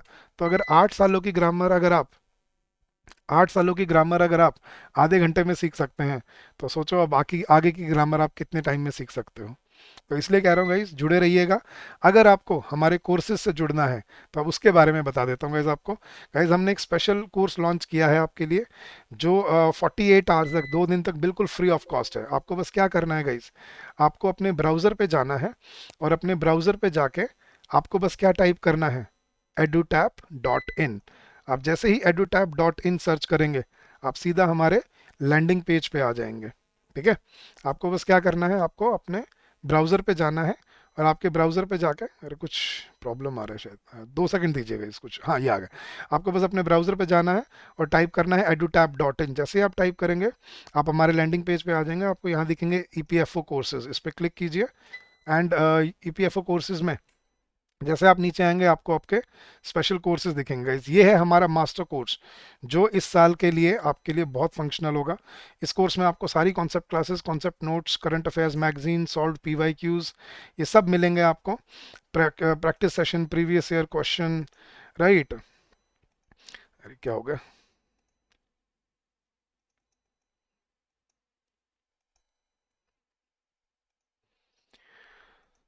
हाँ जी। तो आपको chapter wise mock test, current affairs mock test, full end test सब मिलेगा। ये है गाइज आपका स्पेशल सब्जेक्ट का कोर्स। स्पेशल सब्जेक्ट जिसमें आपको सिर्फ आपके स्पेसिफिक स्पेशल सब्जेक्ट के कोर्स मिलता है, जिसमें आपको अपने स्पेसिफिक कोर्स सब्जेक्ट्स के आपको क्लासेस मिलेंगे और कॉन्सेप्ट नोट्स मिलेंगे, और बाकी सब गिवन है नीचे। और ये है गाइज 2 दिन के लिए बिल्कुल फ्री मास्टर कोर्स। अगर आपको हमारी क्वालिटी चेक करनी है, आप इसमें एनरोल कीजिए, बिल्कुल फ्री ऑफ कॉस्ट है। इसमें 2 दिन तक, 48 आवर्स तक आप सारी कॉन्सेप्ट क्लासेस देख सकते हैं जितना आपका मन करे। कॉन्सेप्ट नोट्स आप पढ़ सकते हो, करंट अफेयर्स मैगजीन देख सकते हो, PYQs, chapter wise mock test ले सकते हो, करंट अफेयर्स के मॉक देख सकते हो। तो 2 दिन के लिए यही मास्टर कोर्स जो है आपका, यहाँ डेमो कोर्स में आपको मिल जाएगा। तो you can check out and you can see the quality of content that we are providing you, and you can enroll in this and you can start your preparation guys। In courses में अभी हम 52% discount offer कर रहे हैं, the coupon code is EPFO52। अगर आप अपनी preparation आज से स्टार्ट करना चाहते हैं, नहीं तो आप 2 दिन लगा के आप ये पहले डेमो कोर्स देख लीजिए, और उसके बाद अपना डिसीजन लीजिए कि आपको यहाँ पे किस क्वालिटी का कंटेंट मिलता है। ठीक है, so I wish you all the very best for your preparation and for your journey ahead. अगर आपका फिर भी कोई डाउट रह जाए, you can always call us on this number during the office hours, which is 8146207241, or you can also drop us an email at hello@edutap.co.in. That's our official email ID. So thank you so much once again guys. I hope the lecture was helpful and beneficial to you. Do share your feedback and your inputs in the comment section of the video, और अगले हफ्ते फिर मिलेंगे अगले lecture के साथ। Till then, all the very best and happy learning to all of you guys.